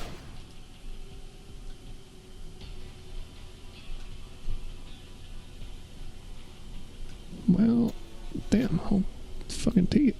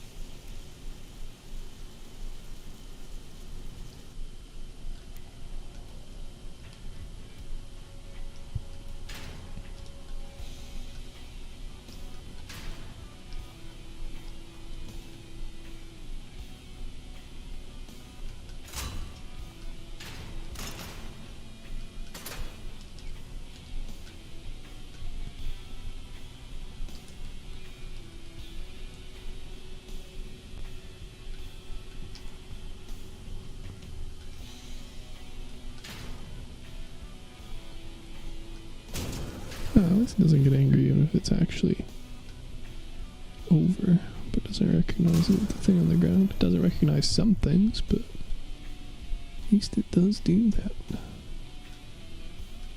I do really like this there, especially the part where it's not attached to the ammo boxes if the goal is to not have additional things attached to it, but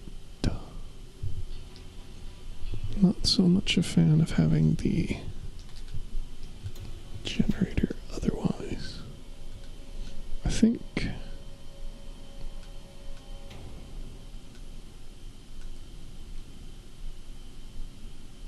well, to be fair too, could always just replace that with another 8x if I felt the need. And or push that one in, which is probably what that was originally complaining about. Need to be back another one. Let's at least update this.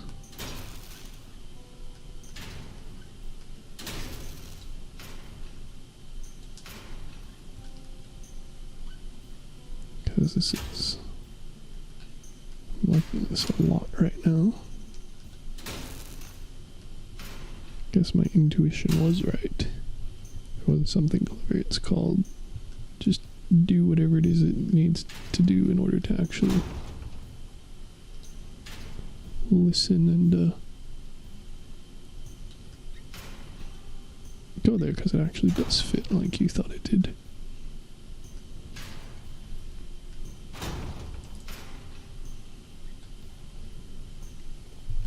A lot of times you have this off by one error, and that ruins the entire setup for the build. But that didn't feel like one, and I guess it was not. Lucky me. No, I could shift this all back by another one.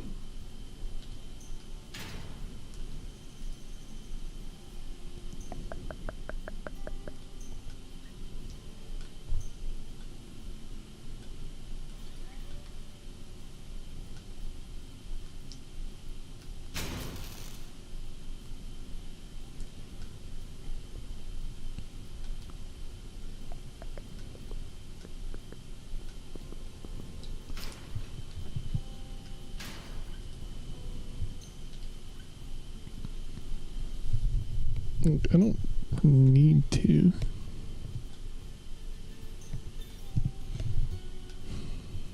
But I could.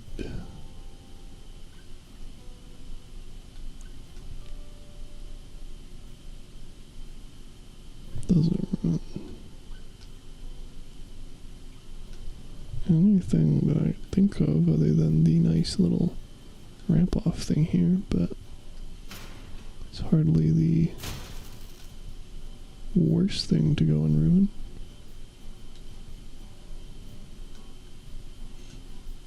Let's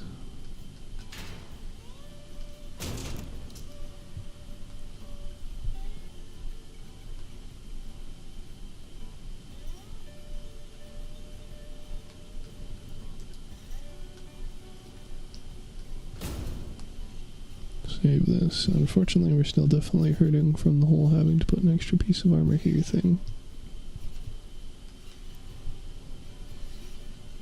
Because we lost 2 parts there, which means that we are missing 2 parts here, but also, well, sorry, missing a extra part limit in order to put those bumpers back down there.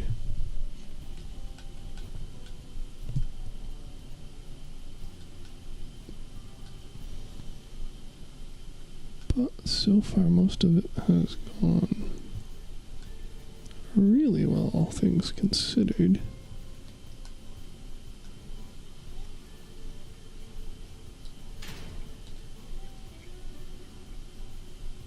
And I don't foresee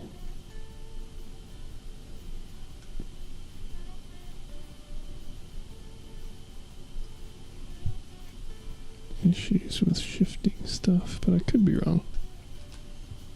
So just to be on the safe side, we're going to save this as the current version.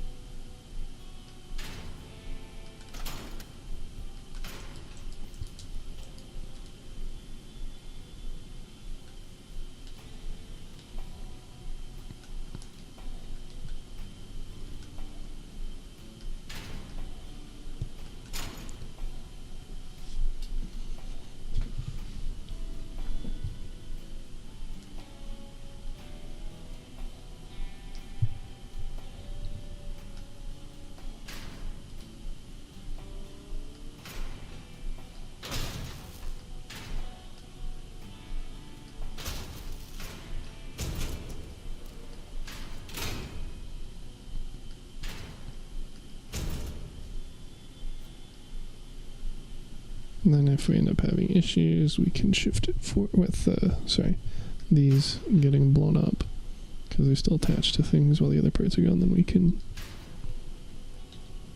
reshift as needed. But at least this seems to be okay. Like until such a time as we get 2x10s or something. At least it does let me shift that.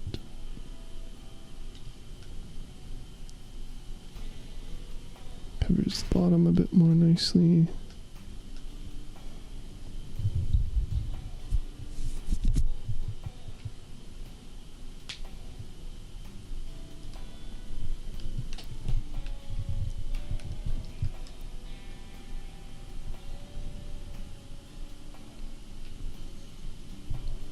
Was a fan of flipping those. Might end up doing it anyway, but it would necessitate the coupler being attached to something else. Guess I could do it sideways, best of both worlds, worst of both worlds.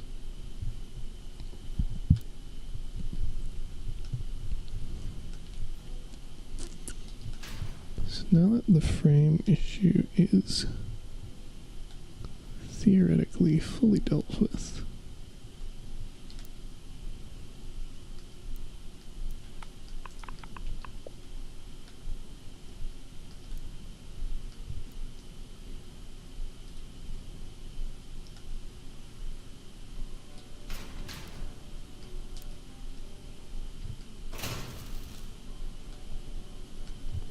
again, works surprisingly well, but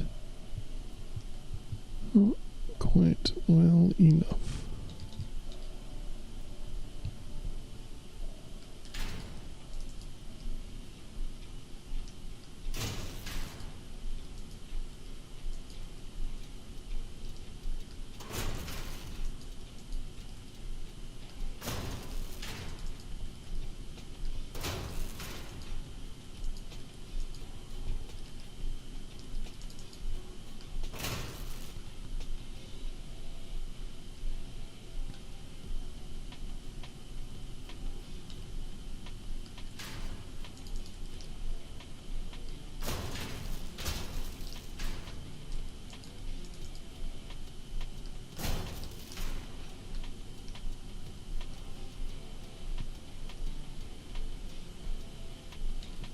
There we go, that's not touching it.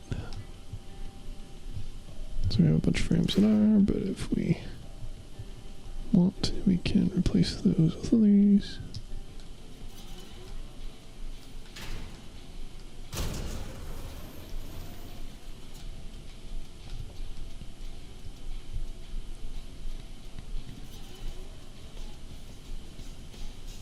Could fit 2x8s there. Well, that doesn't really solve anything else.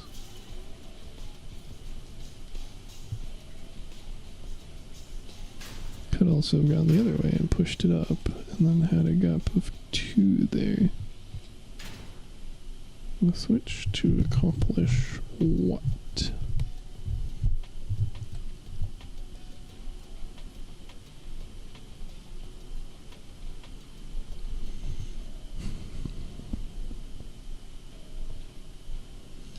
Yeah, not much from the looks of it.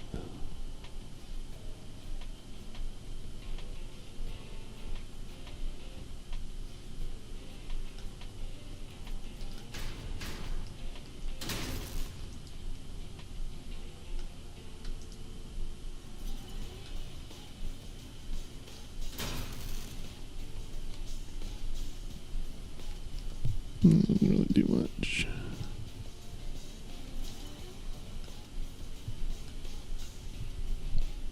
So, to what degree can we be clever about predicting you?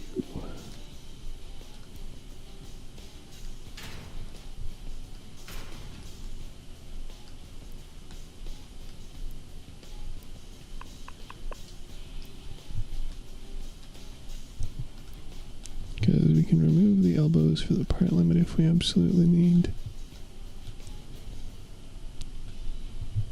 And theoretically, we'd need to anyway if we were to somehow fit 2 more big rams on this thing.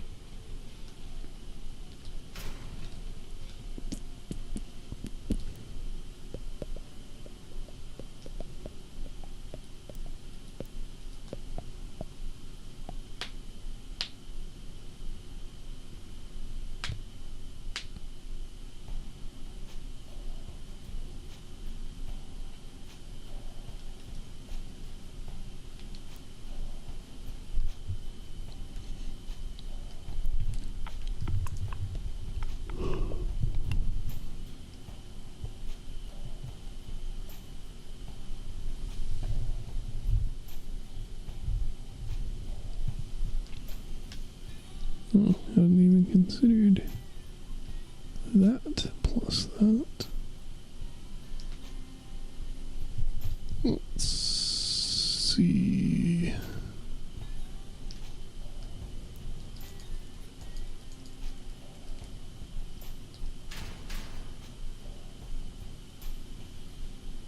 Nope, we can't not have it connected to the ammo pack.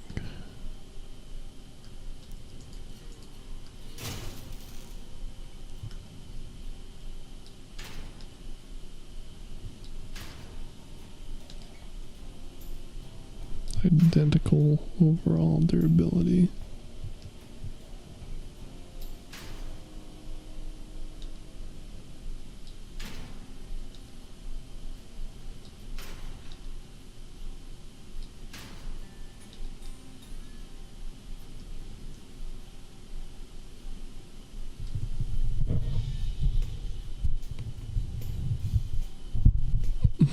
Save 2 kilos of mass.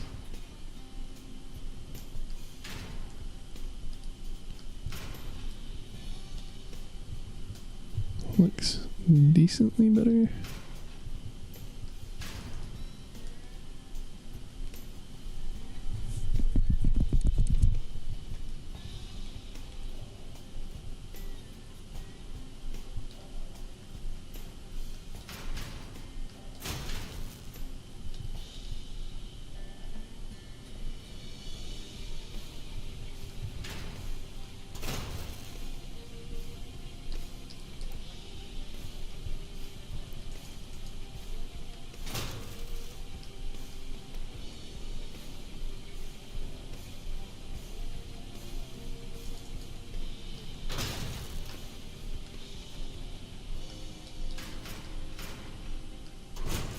This is technically better, but does not spark joy.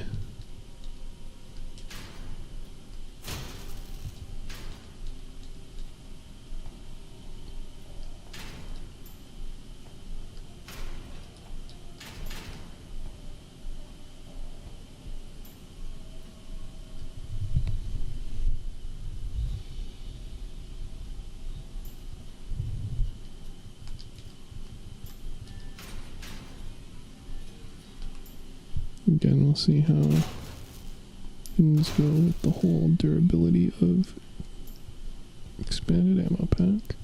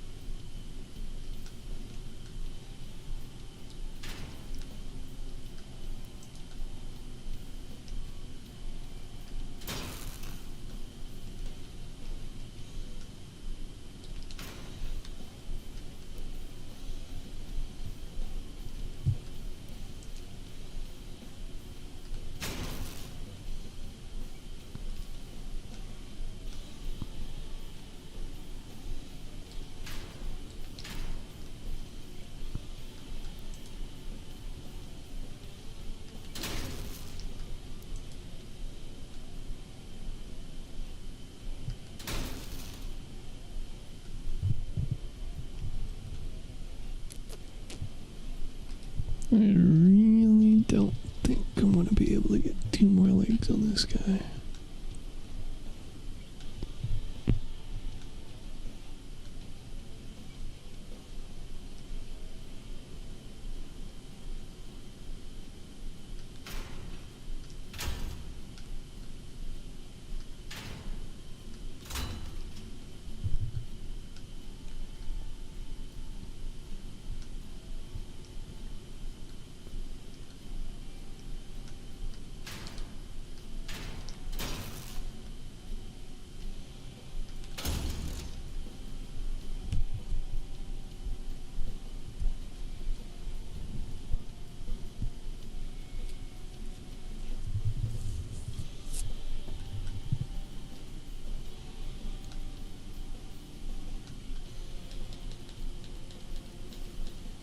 Perhaps the answer is just that you don't.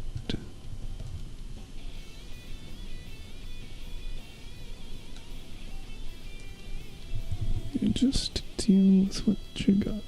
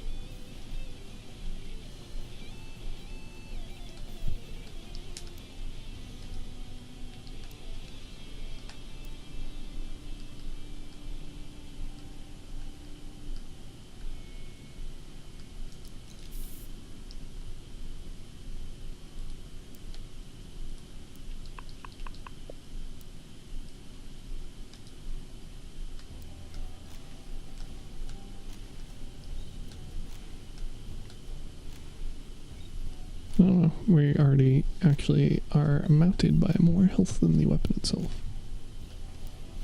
So that makes the elbows even more questionably of use. Though I will not lie, I like the premise of having the reflectors. Oh, never mind, they're attached to the cabin. Fuck it.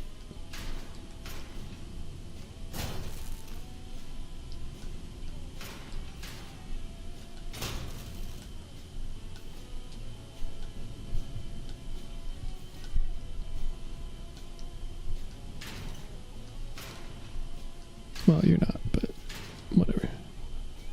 I can deal with one not being.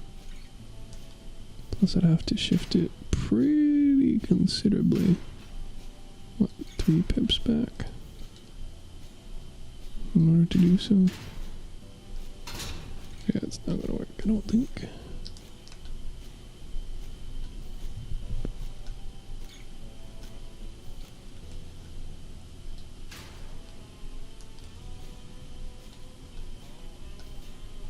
And what would we accomplish with this? Well, could also theoretically save an additional piece.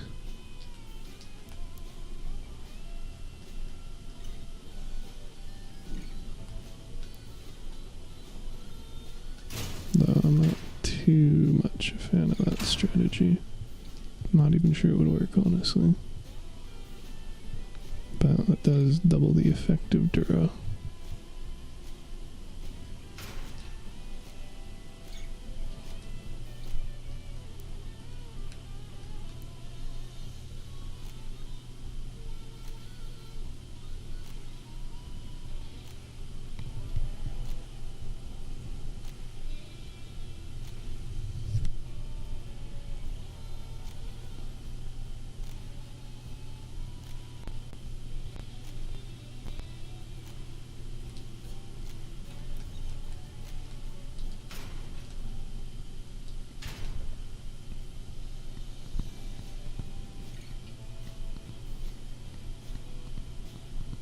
And obviously the armor slab has the same option.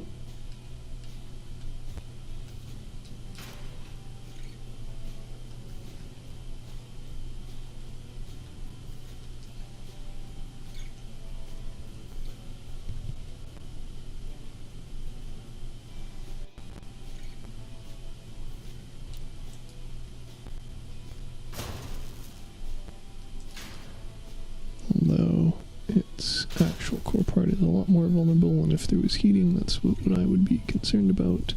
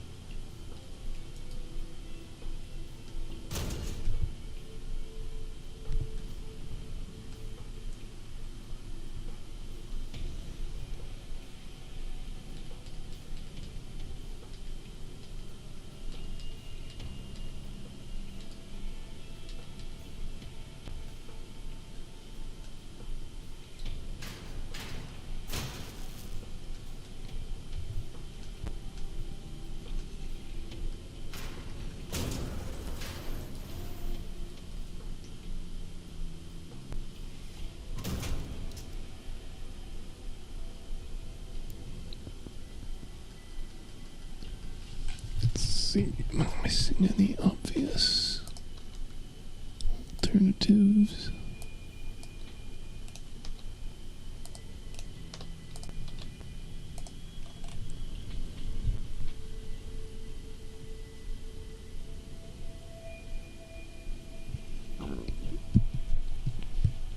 Should probably separate armor slab into 2 parts, shouldn't I?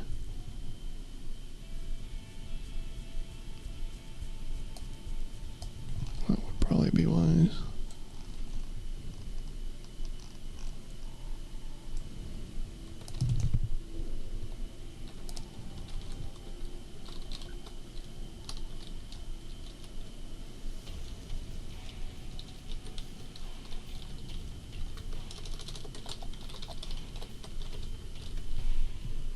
And then technically it's 0.5 of each, but I don't want to say you only have one of, because you know, but I guess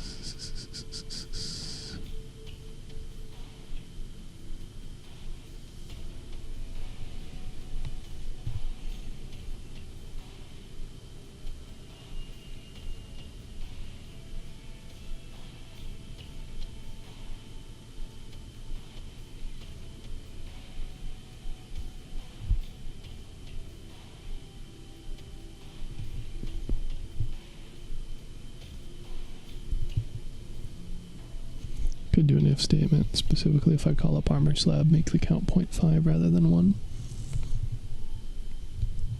But that seems burdensome, because in the structural part calculator, honestly, it'd just be easier to put the part manually here rather than the lookup. So let's probably leave it as is, and we'll adjust these accordingly. Cast part has nothing.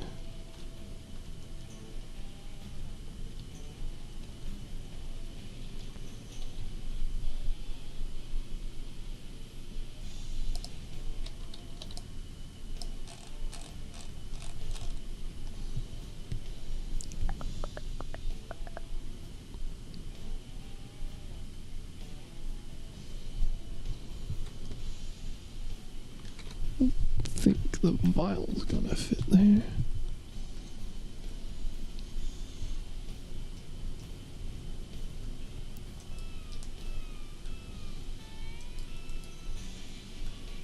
Yeah, not very well.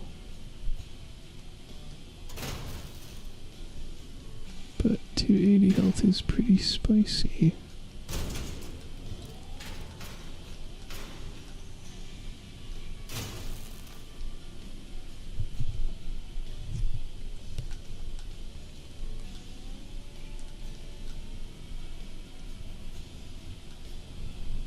It almost works.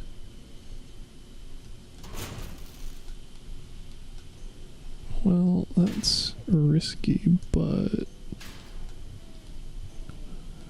could do. Technically better than 2 of the other buggy parts. Let's see, probably sort by this so that it's specifically the parts with DPT.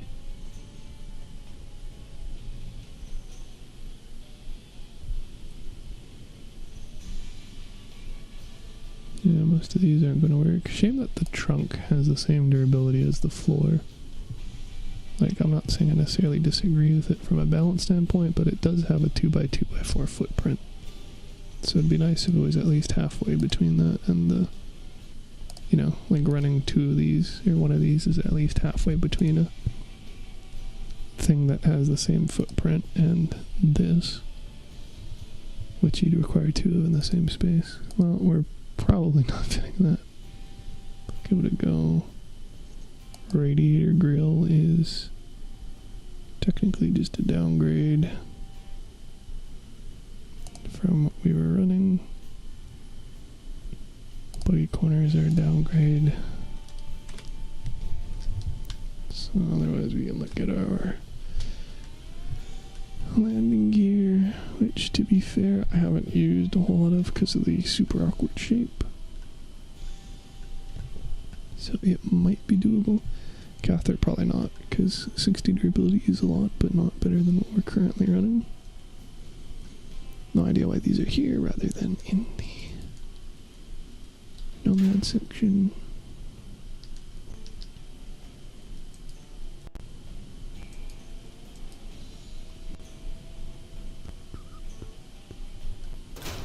Yeah, I'm thinking probably not on these.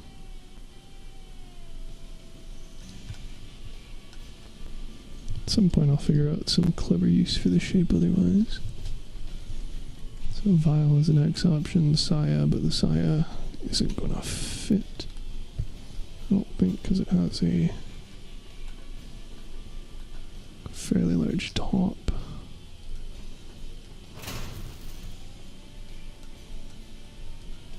Not exactly a 4x3 space available. So vial, helicopter wings, which are also probably much too large. Mounting bracket, armor slab. Well, you know, top of me doing it the right way, I could maybe. Ah, damn. I was really hoping I could maybe fit in 1 more pip. That would have been perfect. Would have solved all my issues. Oh well. This actually has more overall durability anyway. Although again, much, much riskier. I think the symmetry of it also means I can... No, I guess not.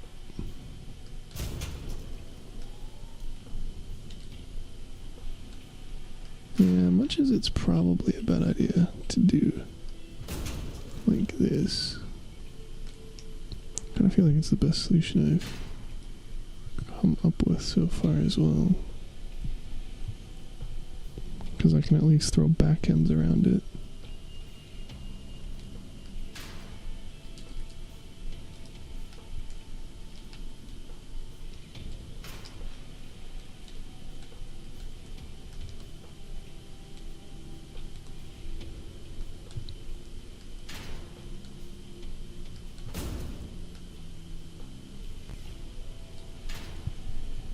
I guess there's the answer why I shouldn't push all this one back. Because that also necessitates pushing that back. Oh, it's 2 pips anyway.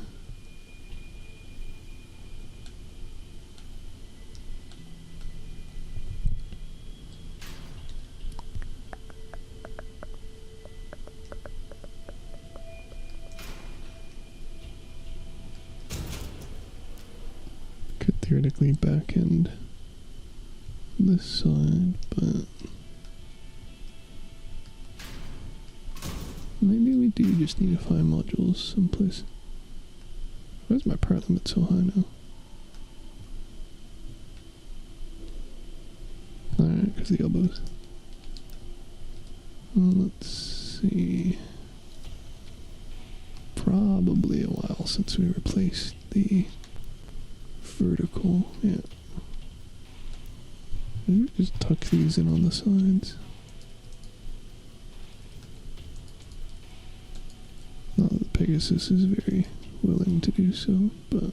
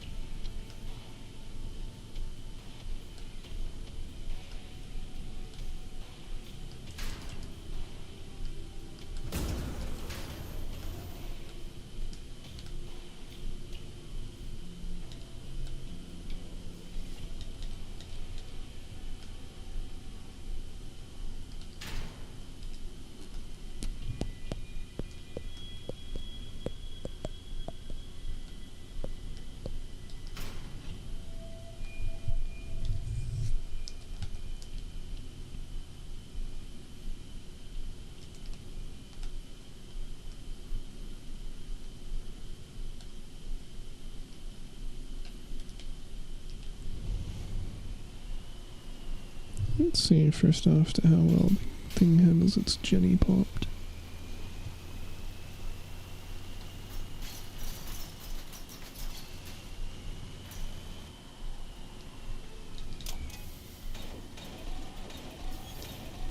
Really? Oh my god. It's not annoying at all.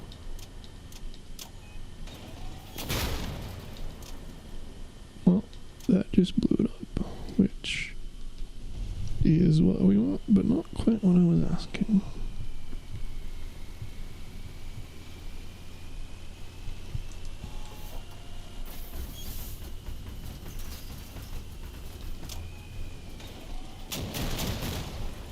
There we go.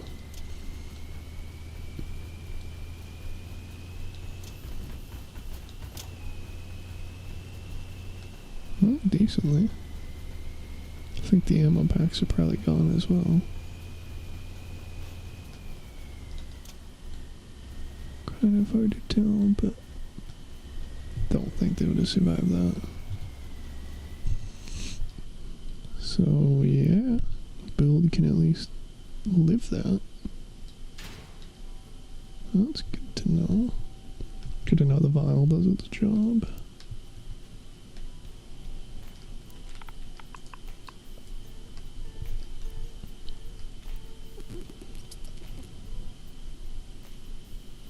Theoretically. We have the mass for something even more massive.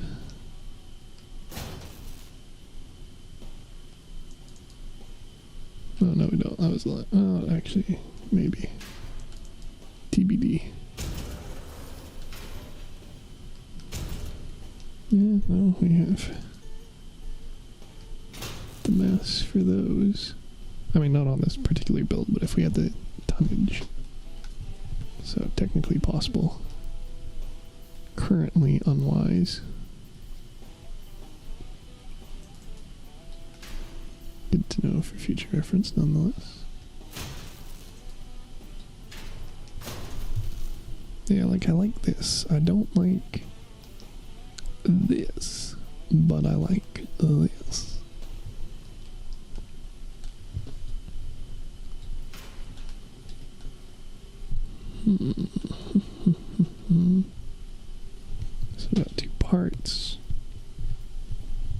could put the elbows back. Theoretically save another part by removing these and getting a trombone. Or, you know, just with the energy rework. I believe I can get rid of the verifier and add a trombone, which is part cal neutral. And then when the legendary reload booster comes out, replace that. And I don't know if it'll be 2 energy or 1, probably 2. Then I can look at downgrading at that point.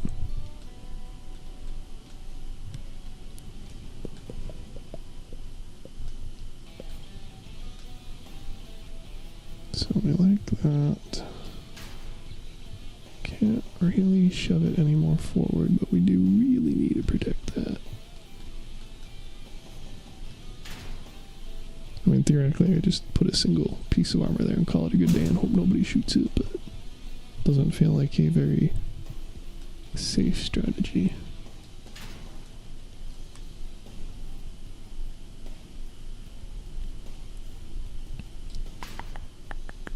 If I shove everything forward, I put something better there. But I kind of like how neat and connected everything is right now, despite this one oddity, but sort of a necessary evil.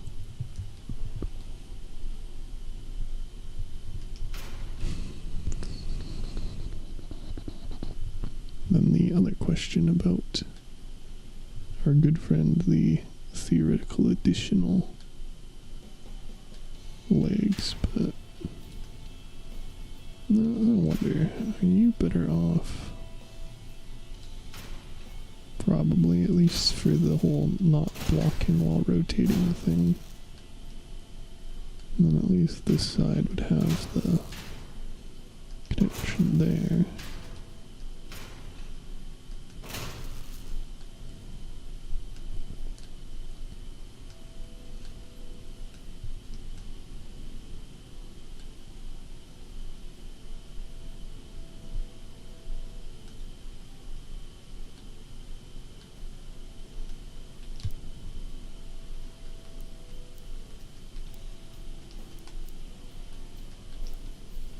Could also slap that up there.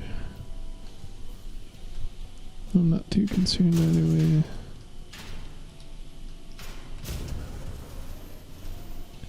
If I shifted...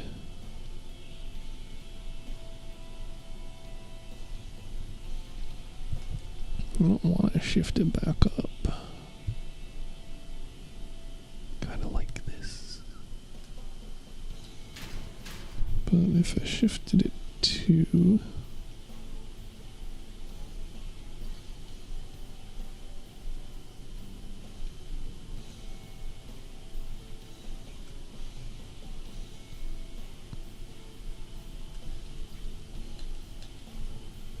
then I think we're kind of back to where we started like half an hour ago.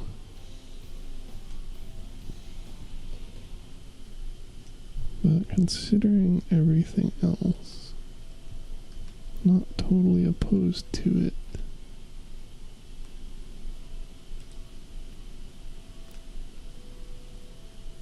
Especially because we can just hide that somewhere else, so we don't even need to remove our 2x8s for 2x6s.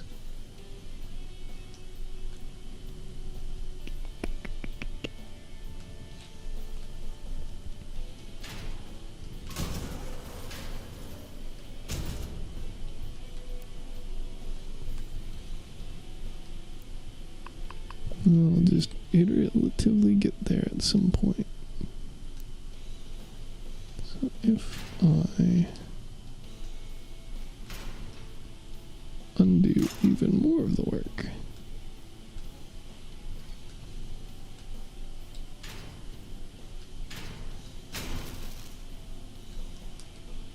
oh, that's right, it's because you won't shift to.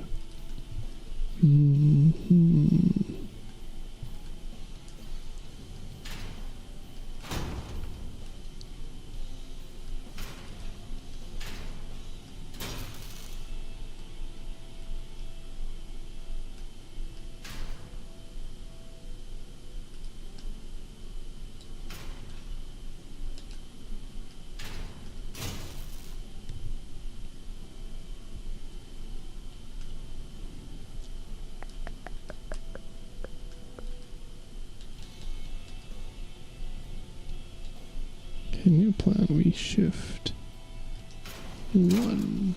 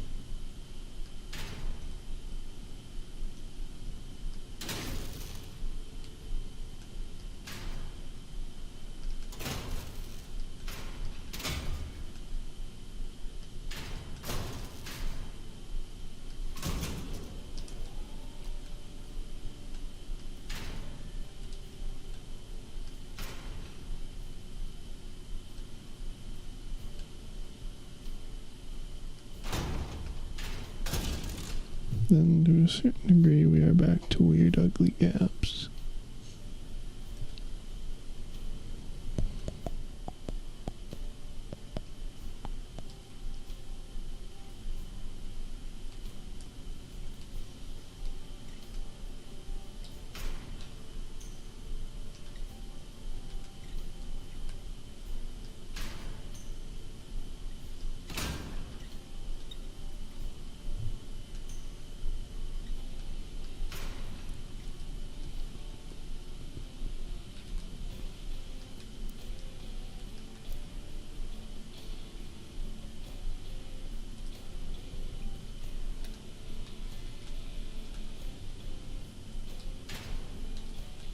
Only around the ammo packs, really.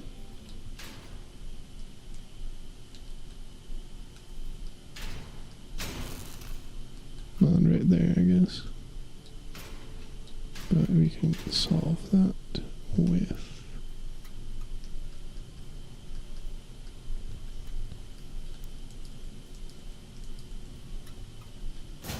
that.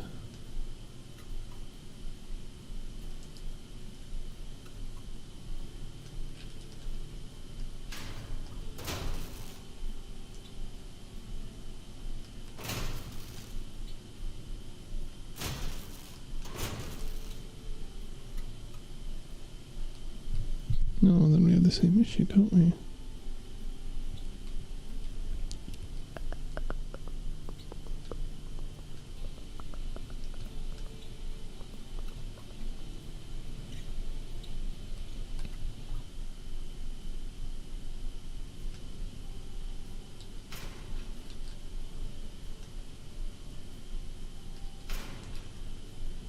I suppose it's also probably better if I have them vertical.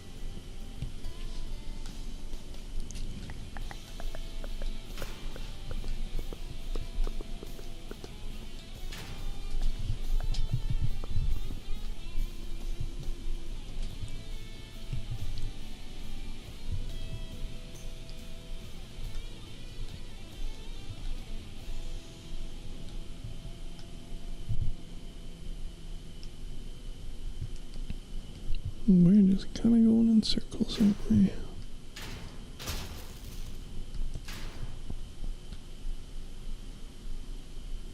the biggest thing is I like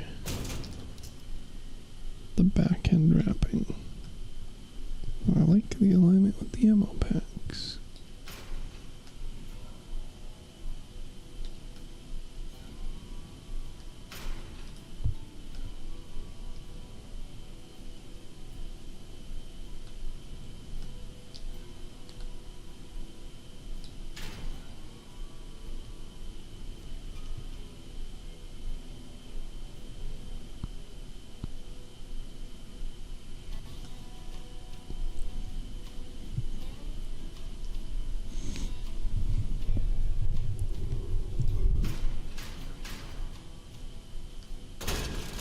That's interesting. That could let me get the 12.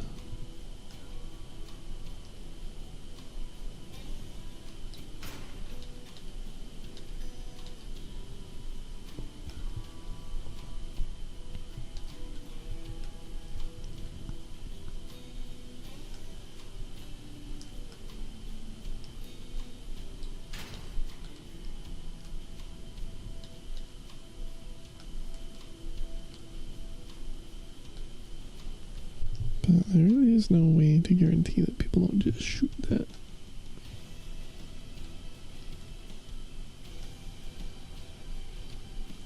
Very big risk. But I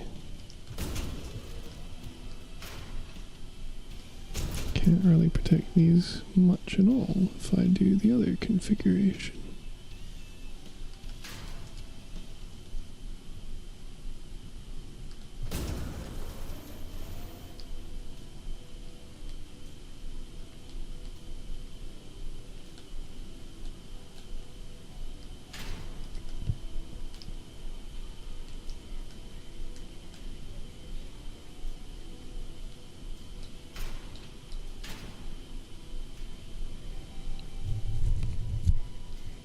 Maybe if I could center it,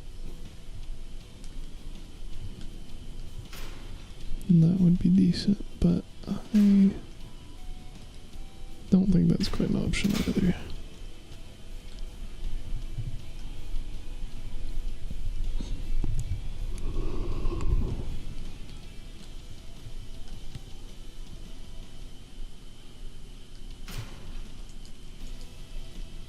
So did something like...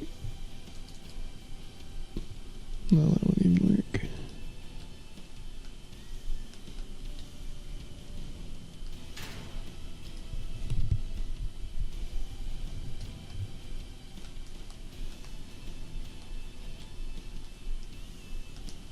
Like I could offset it even further.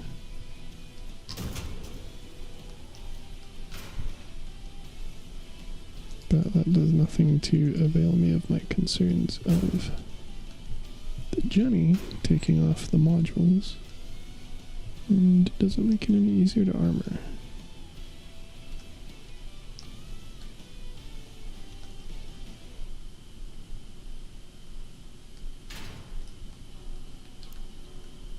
But nonetheless, I think that might be the best option I've got.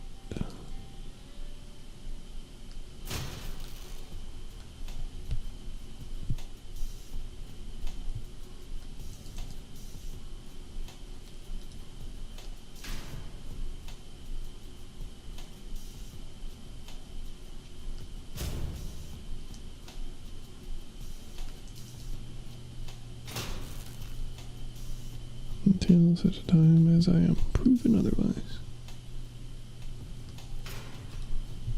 Like, it's not terrible. It's just me feeling like I'm missing something clever to have my cake and eat it too.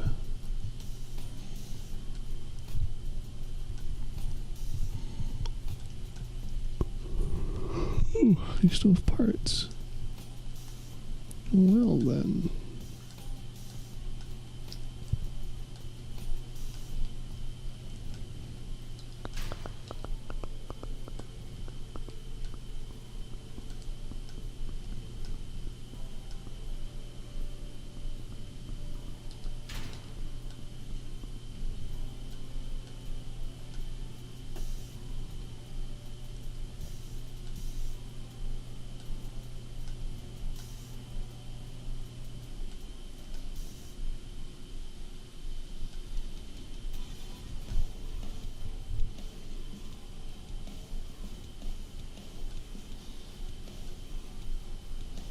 In that case, could we afford to put something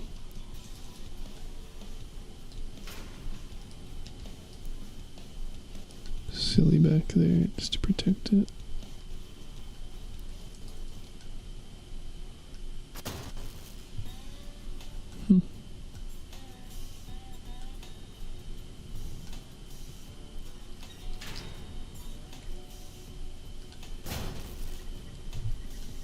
No, not much better protection than that, to be fair.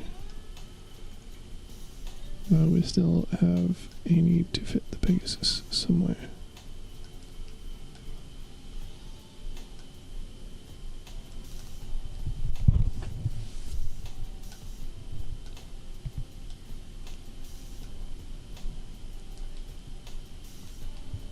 I think we might be in the fuck around and find out stage of the build, which unfortunately again as a fusion build, kind of difficult to do in a way that I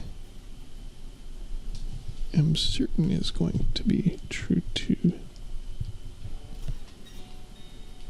life, but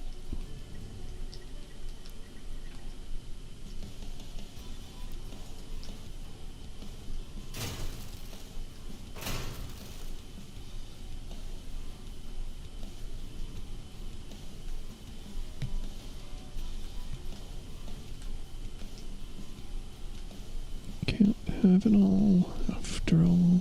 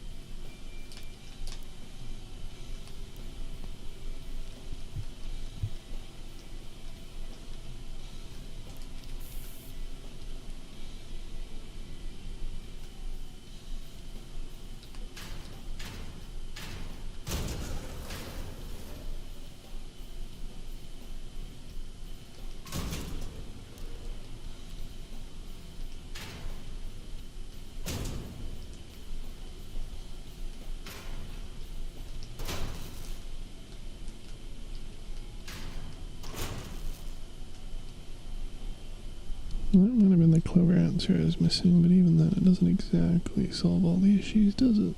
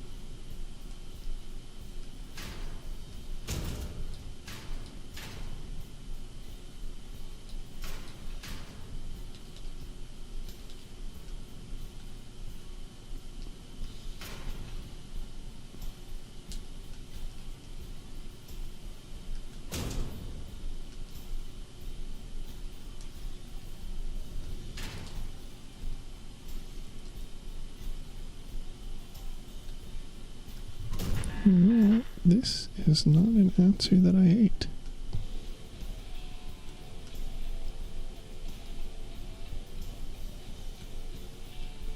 Rather than the back, yeah.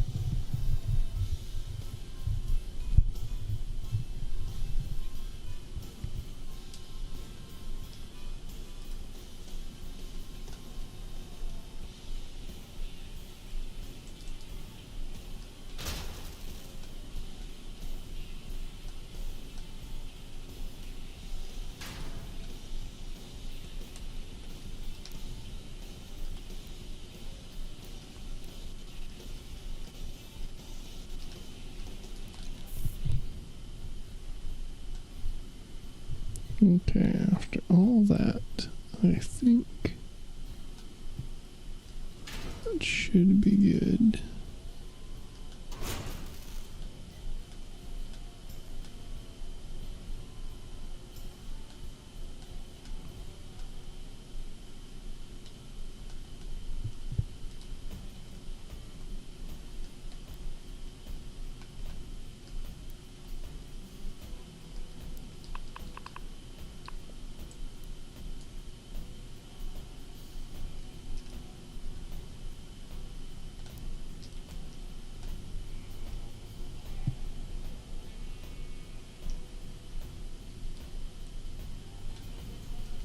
And again, can theoretically figure out how to get 2 more legs on.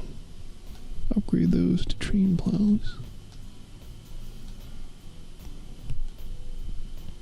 So now I'm gonna go pee, and then I'm gonna try building this entire thing backwards with ML200s and see if it seems to be any better.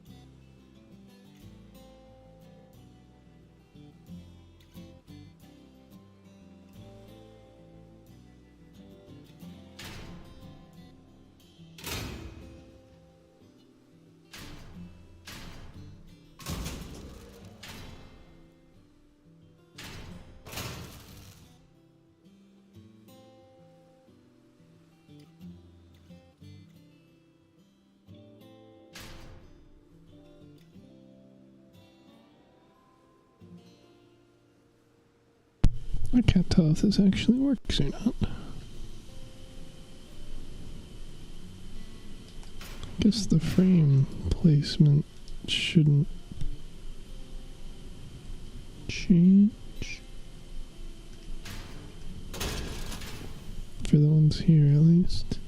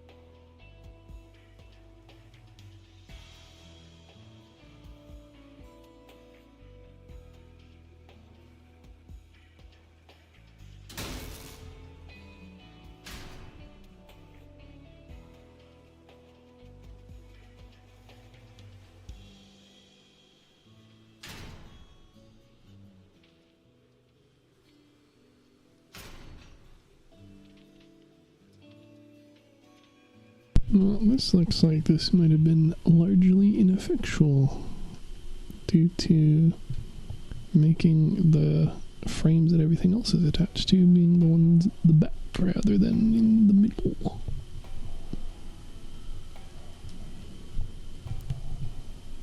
So that's interesting.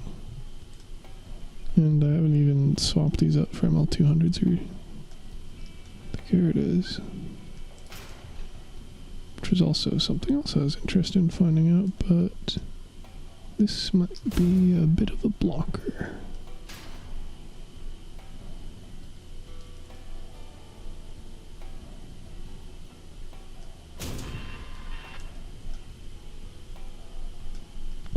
Because if I can't detach right there, then I think it's going to be lots of problems. So unless I find some complete different place for the ammo packs, but in that case I might as well just do that on the other build.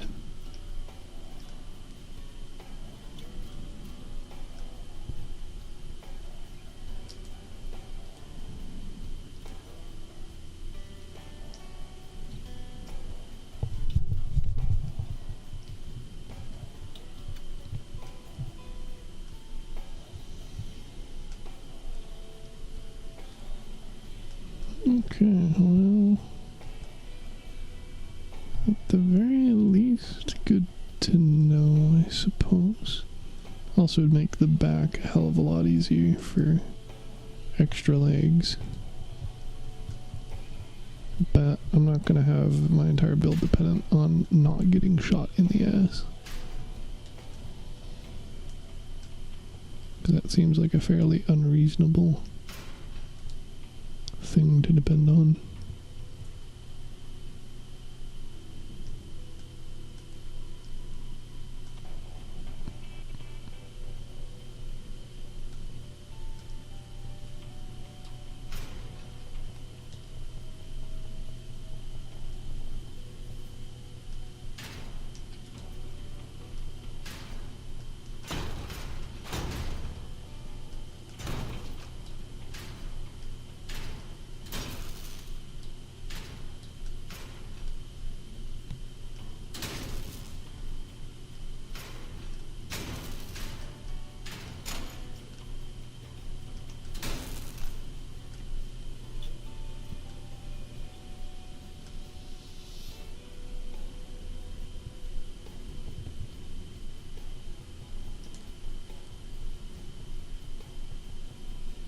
Though it does have some of it not line up quite nicely.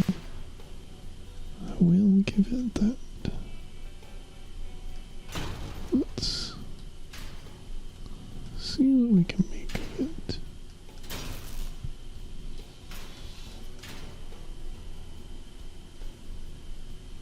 For one, probably incredibly frustrating.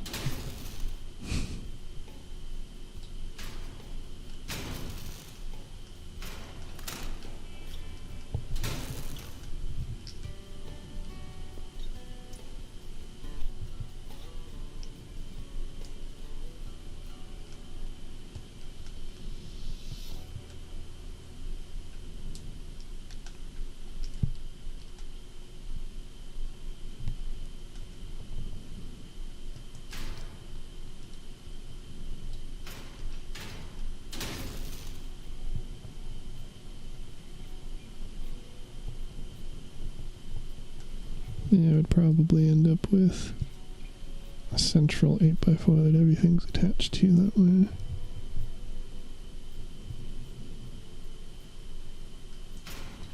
Could kind of wrap around like that, but that doesn't alleviate the issue, it just shifts where it is. Well, and adds another link in the chain, I guess. No, same as this.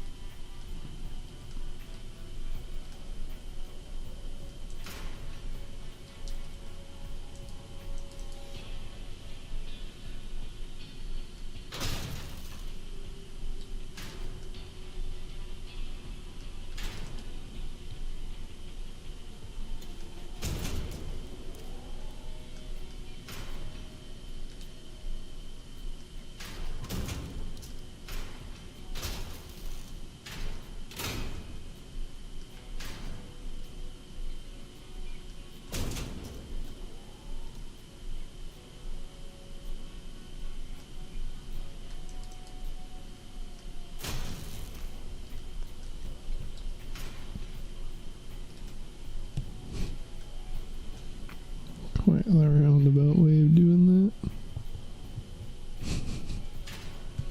Attached to the bull bars, attached to the expanded ammo pack, attached to the frames. But, you know, technically it works. As long as I don't lose those frames again. Or by whatever. Now it's also attached to the modules. Well, it's certainly interesting.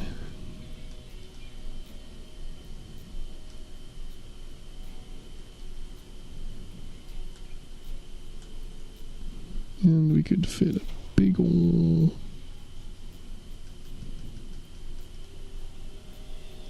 plow back there.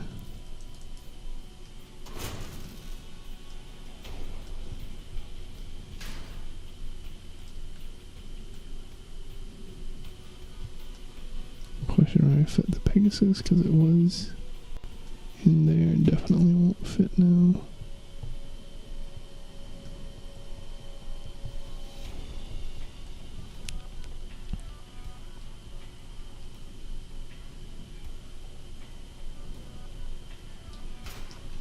Also probably pretty important to actually have the back legs placed.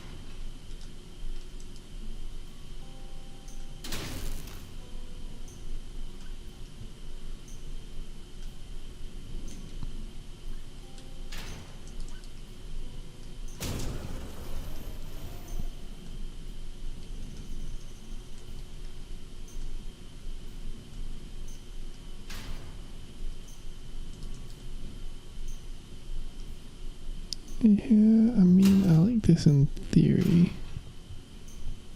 Just that doesn't necessarily always translate into reality so super well.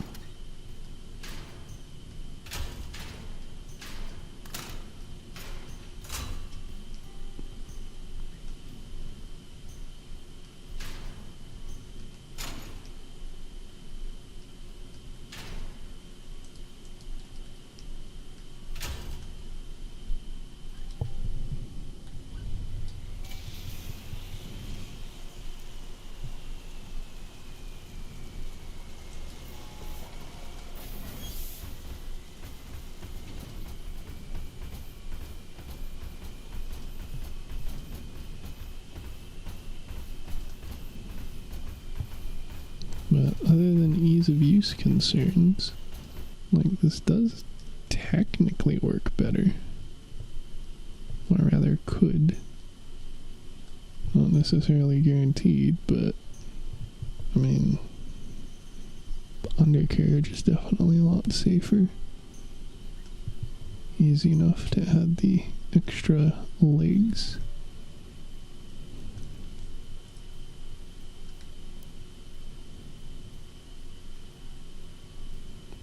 I suppose I didn't muck around with making that frame 8 wide before either. So I could possibly also do it there. Love this lining up. But also unlikely to be very ergonomic due to me, again, not being super familiar with these backwards builds. And that is a liability.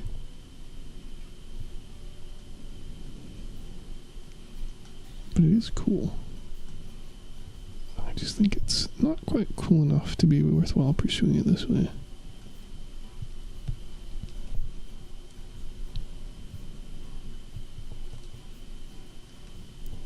But, you know, there we go. I have it.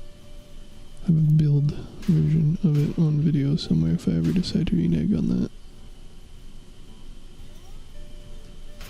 Oh yeah, that also complicates me doing it here, doesn't it?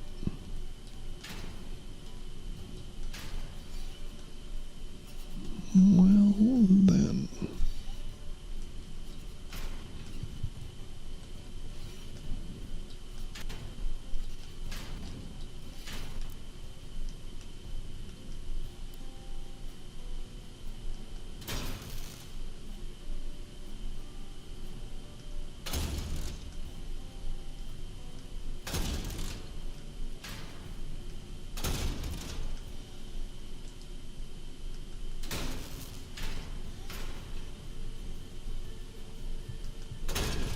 Yeah, so still doable.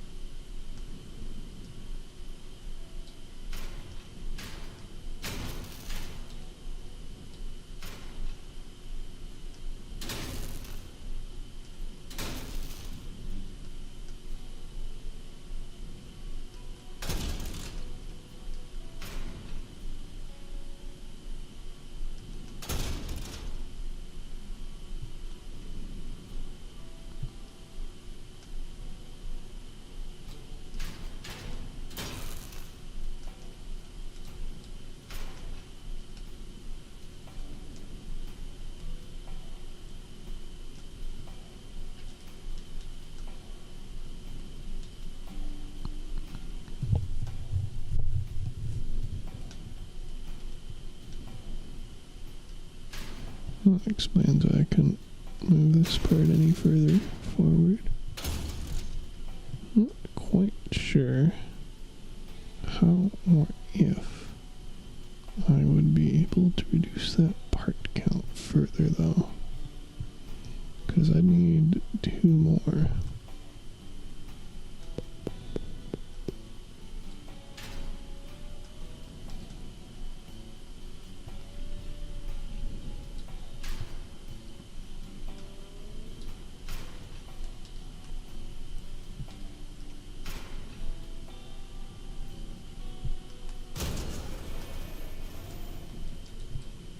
For one, how viable is doing so?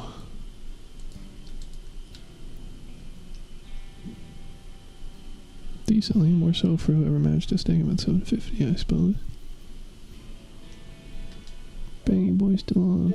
Nah, a little late for him.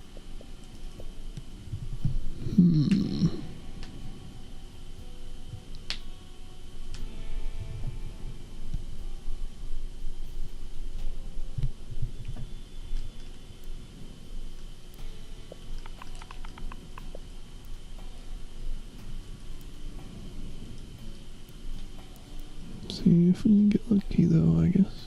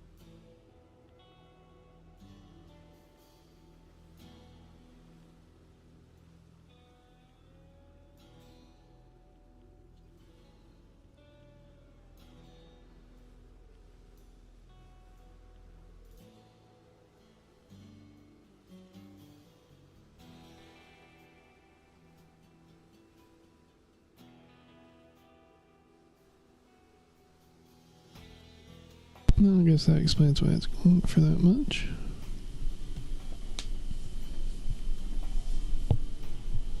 Though at that price they're losing out due to tax. Assuming, I suppose, that the wheels aren't super cheap. Seems unlikely given that arrays tend to be pricey since they're not very available.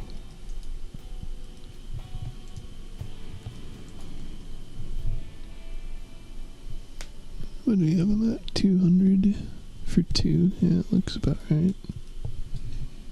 So that'd be 400. And then 2 APC wheels, which are, well, only 50 each. So that'd be 500. And then another 150 resources. Damn.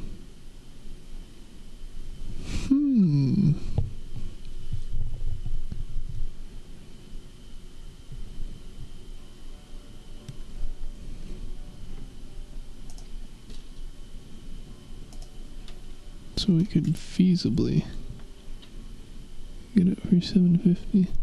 Don't know that I could convince Bank Shield to crash the market on him though. Just to save me 100. But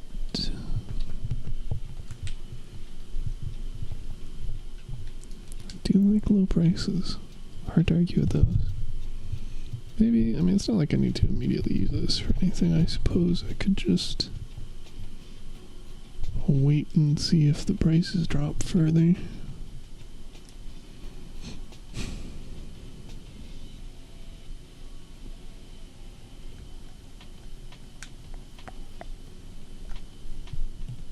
I'm willing to buy a retroactive permanent blueprints. Missed it by 1 season. Showed up in like literally the next season by like 2 weeks.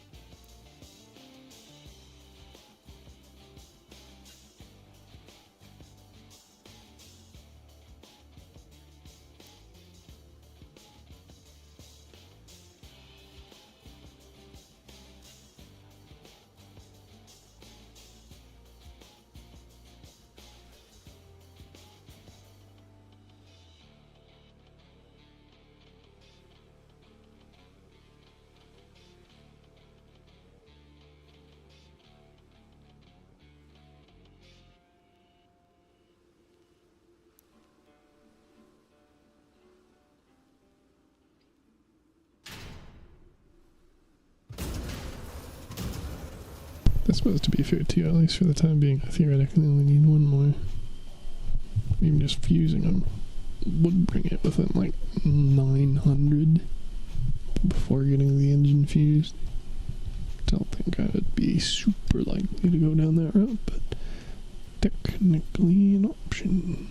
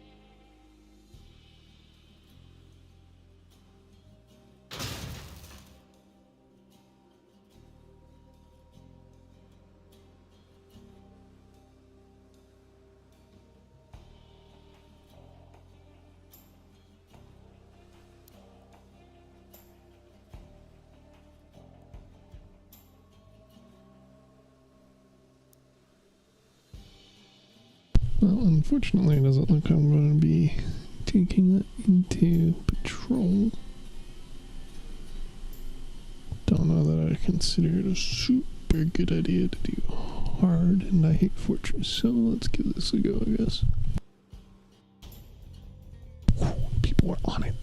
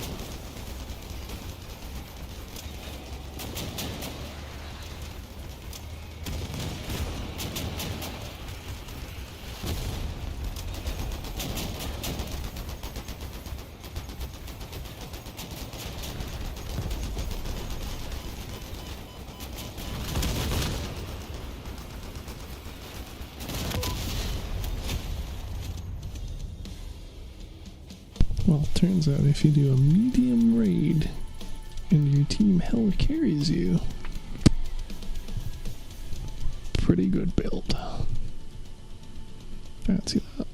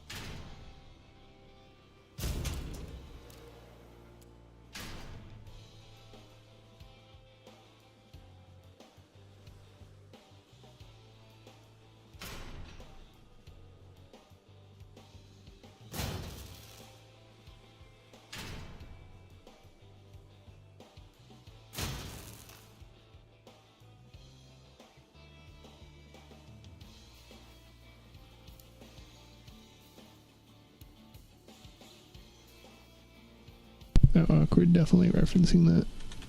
And I forgot to go back to this as I was rebuilding. Tee.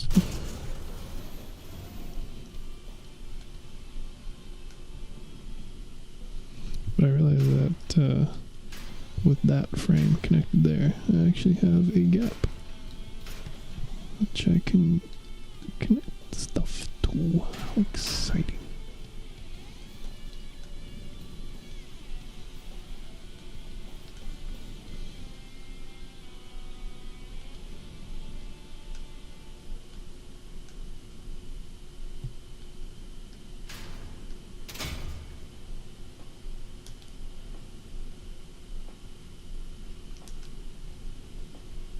Theoretically a little pocket there, which I could fill with structural part or frame, but shrug.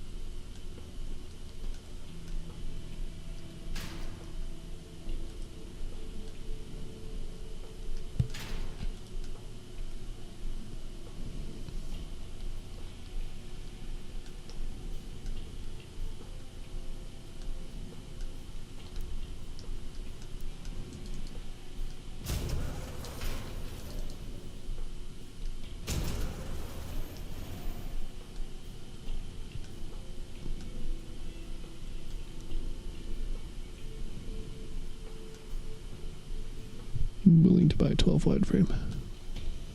Well, technically 12 long anyways.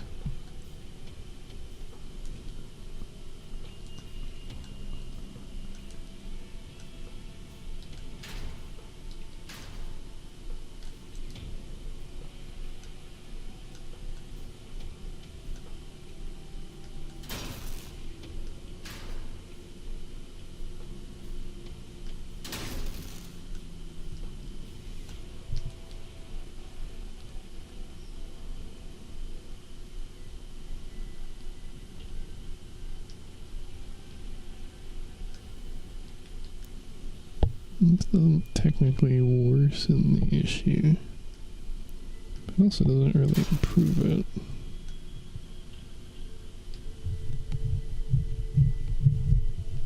I'd rather fix it.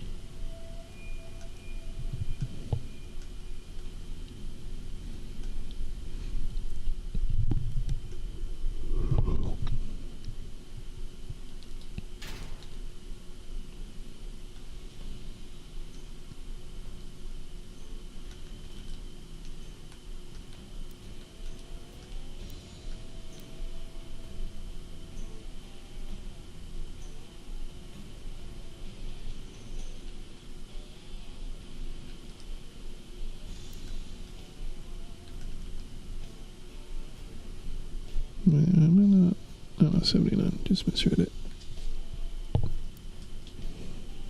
I was like, how do I have an extra part from nowhere all of a sudden? Would have been nice though.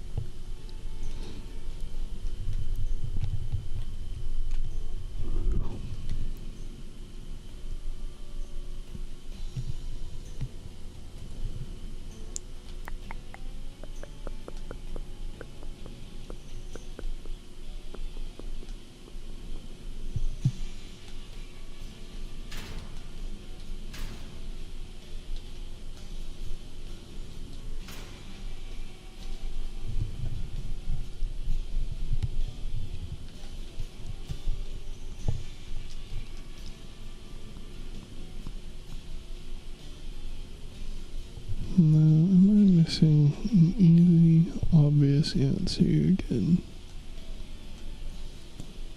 Thinking it might just be remove decor, but we like decor.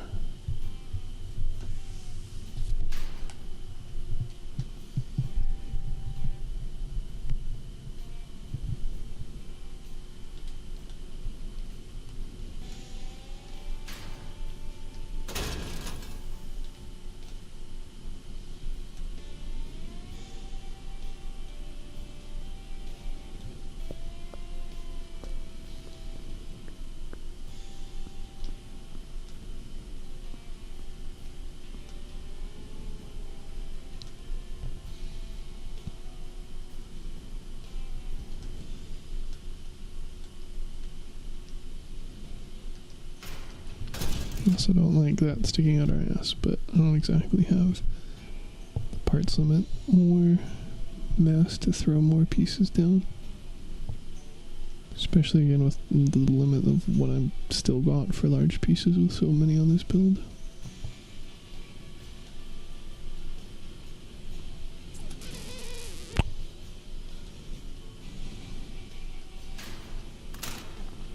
Not that this is necessarily a wise move, but we could also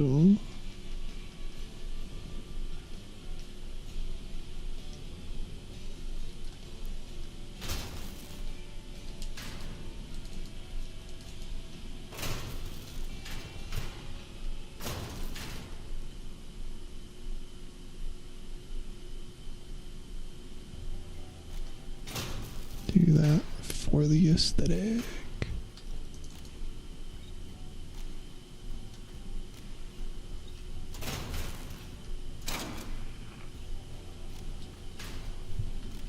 Now my big neuter has a safe-ish spot for neuting. Couldn't get rid of decor after that, right? Let's just give it an exciting new home.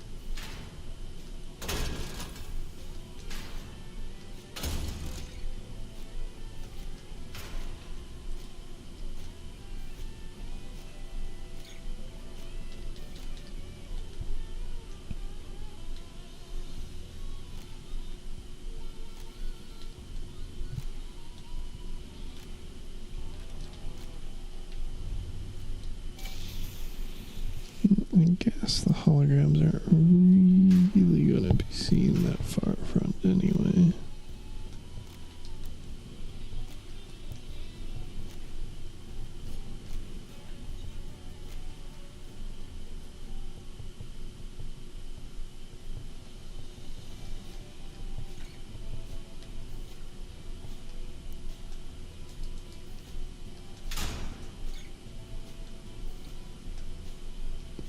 It's beautiful.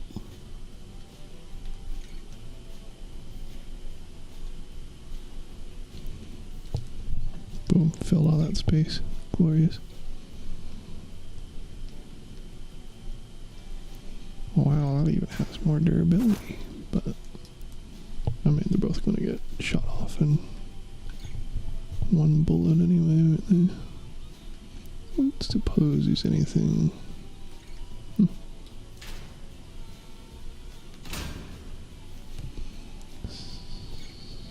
Slightly better, technically. From a functionality standpoint, does it even matter? But why not?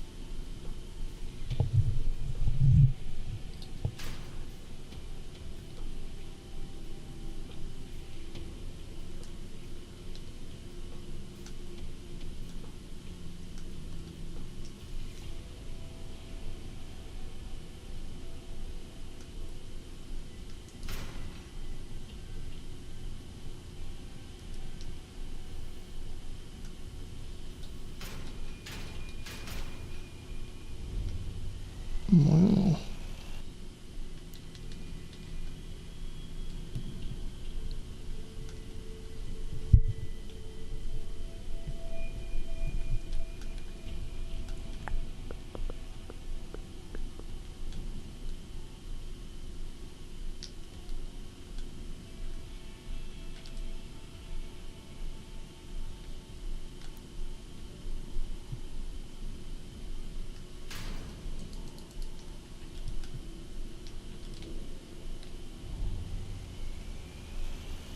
Look at that, hook even has physics. Oh, how could I say no?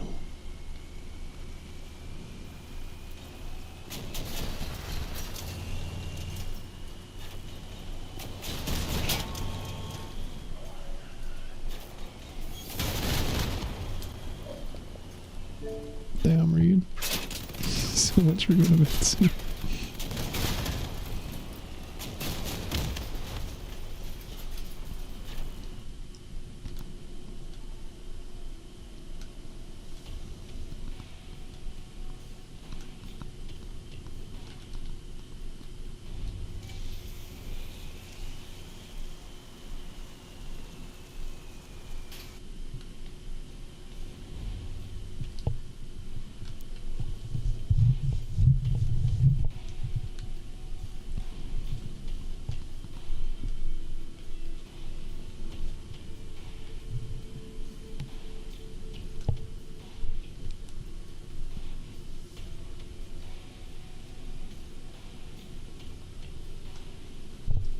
I wonder if making the entire build backwards again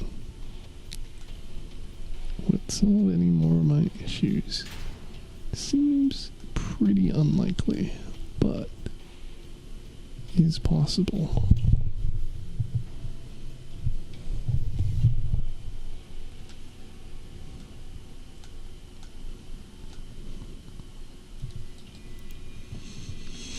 My immediate issue is people not selling me the links.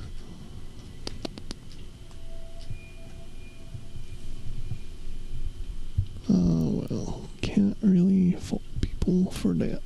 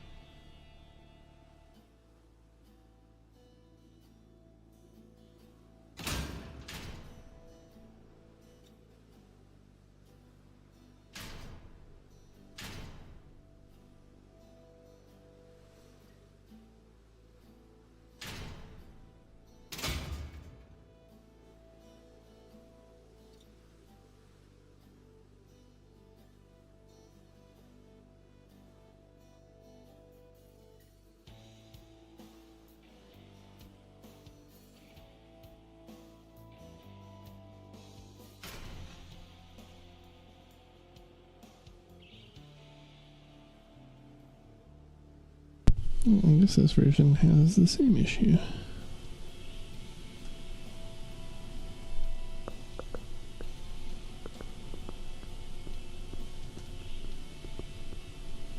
Well, actually, probably a little bit worse if that's pushed in there, but not here.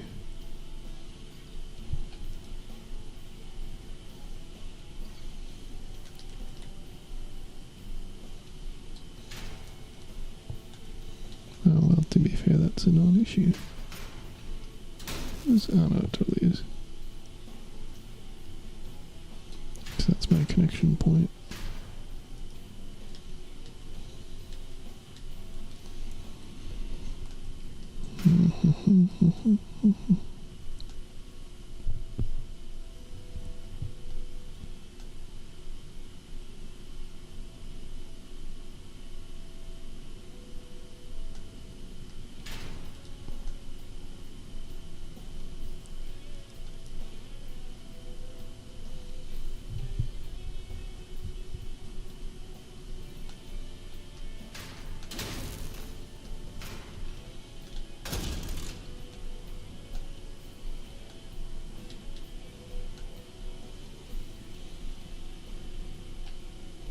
And I still would lose a part, so I'd have to take off the core.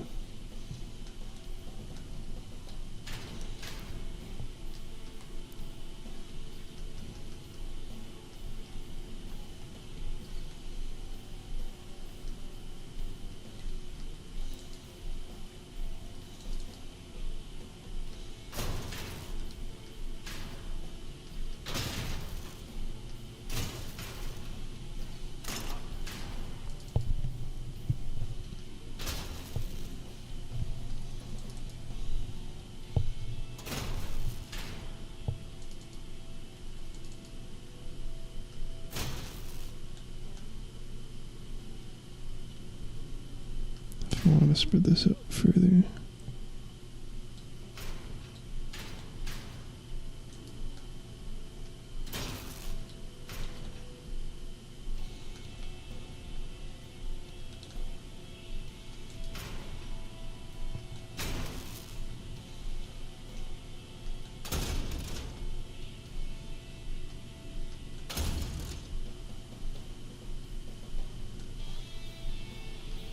And I couldn't flip that.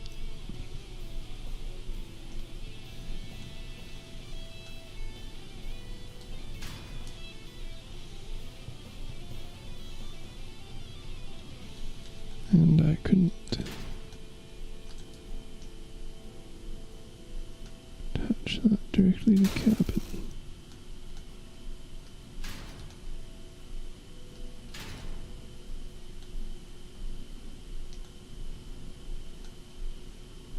Though I suppose I could.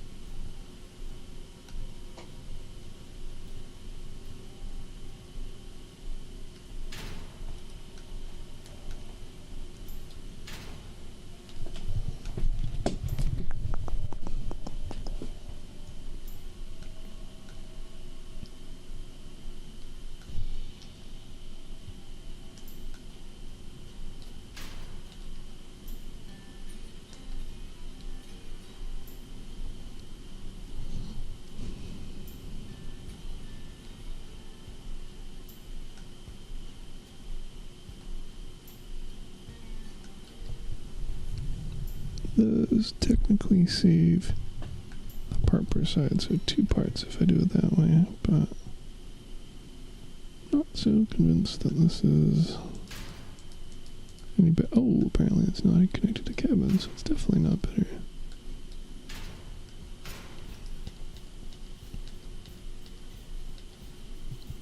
Dang.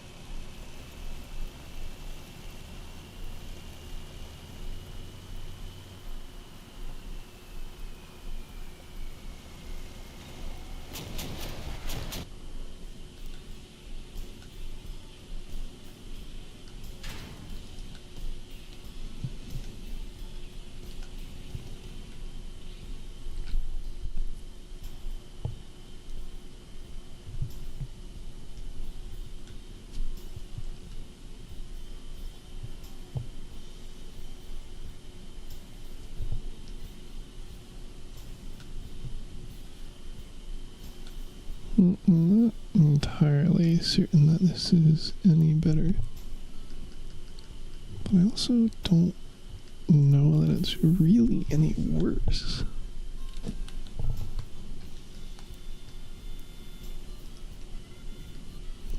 Yeah, literally identical, apparently.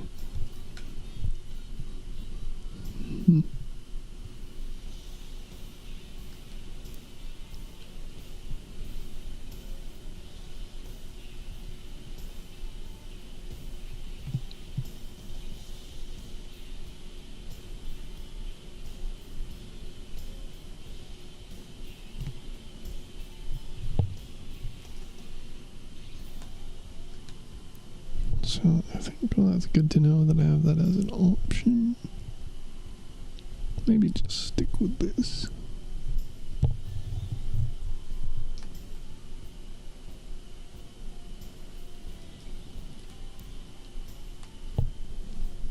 At least we can give it a go here, because theoretically it'll be better backwards solo.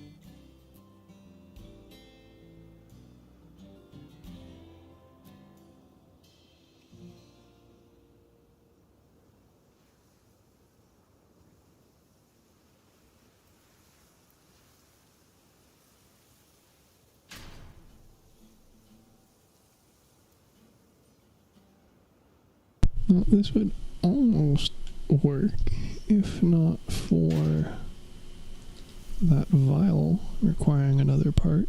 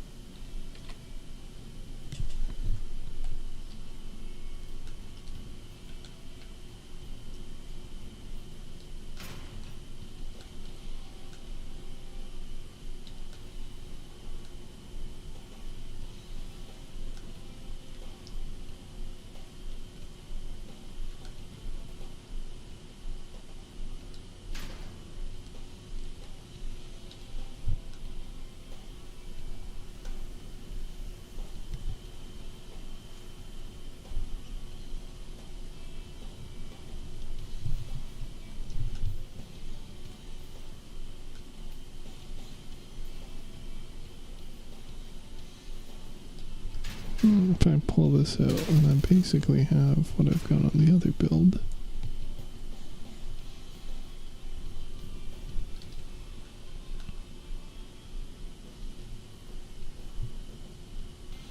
But I do like the idea of having additional frame redundancy.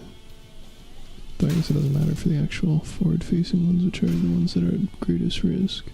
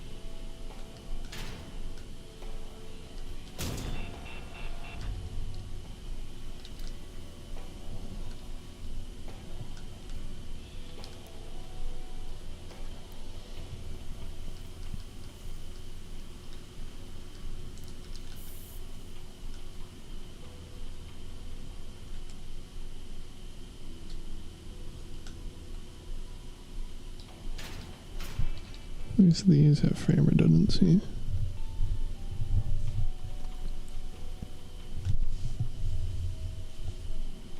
Well, at least with being connected to other ones rather than the frame it's on itself.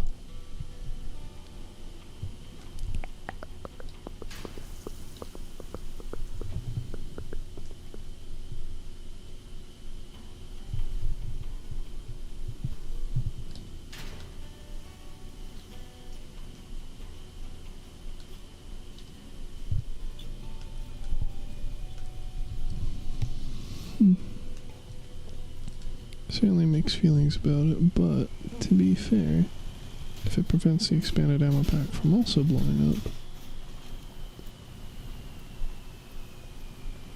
theoretically just a straight upgrade.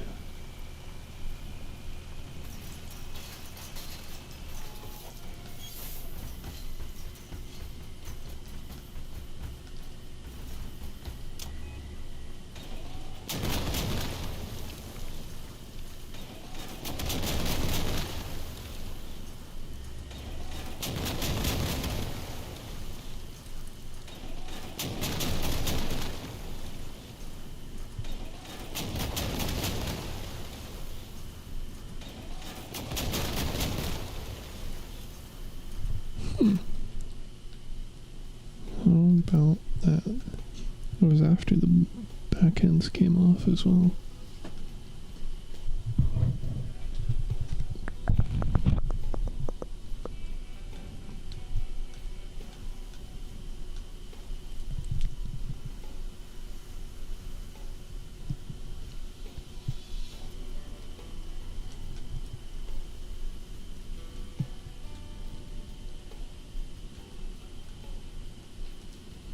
Might as well give it another raid go.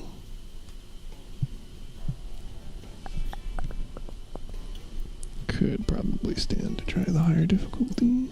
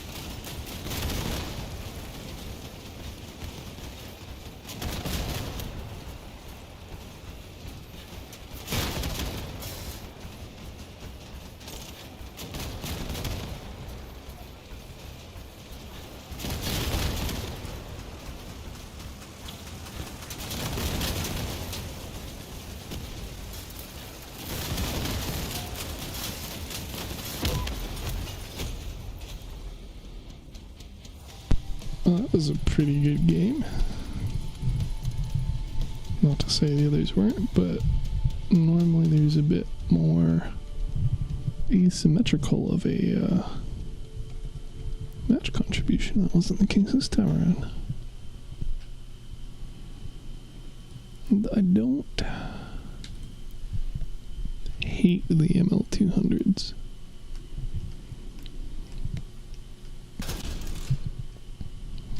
But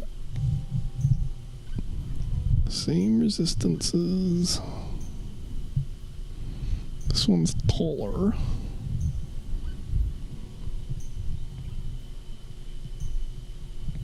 The overall health should be marginally different due to having more of them. And they do have better dura per mass. And the speed difference is pretty big. So I don't know that I'd want to stick with them. And like having extra parts is cool, but not having the mass to do anything with them is less so. So I don't know. I think I'll maybe just keep this guy in the garage for the time being. And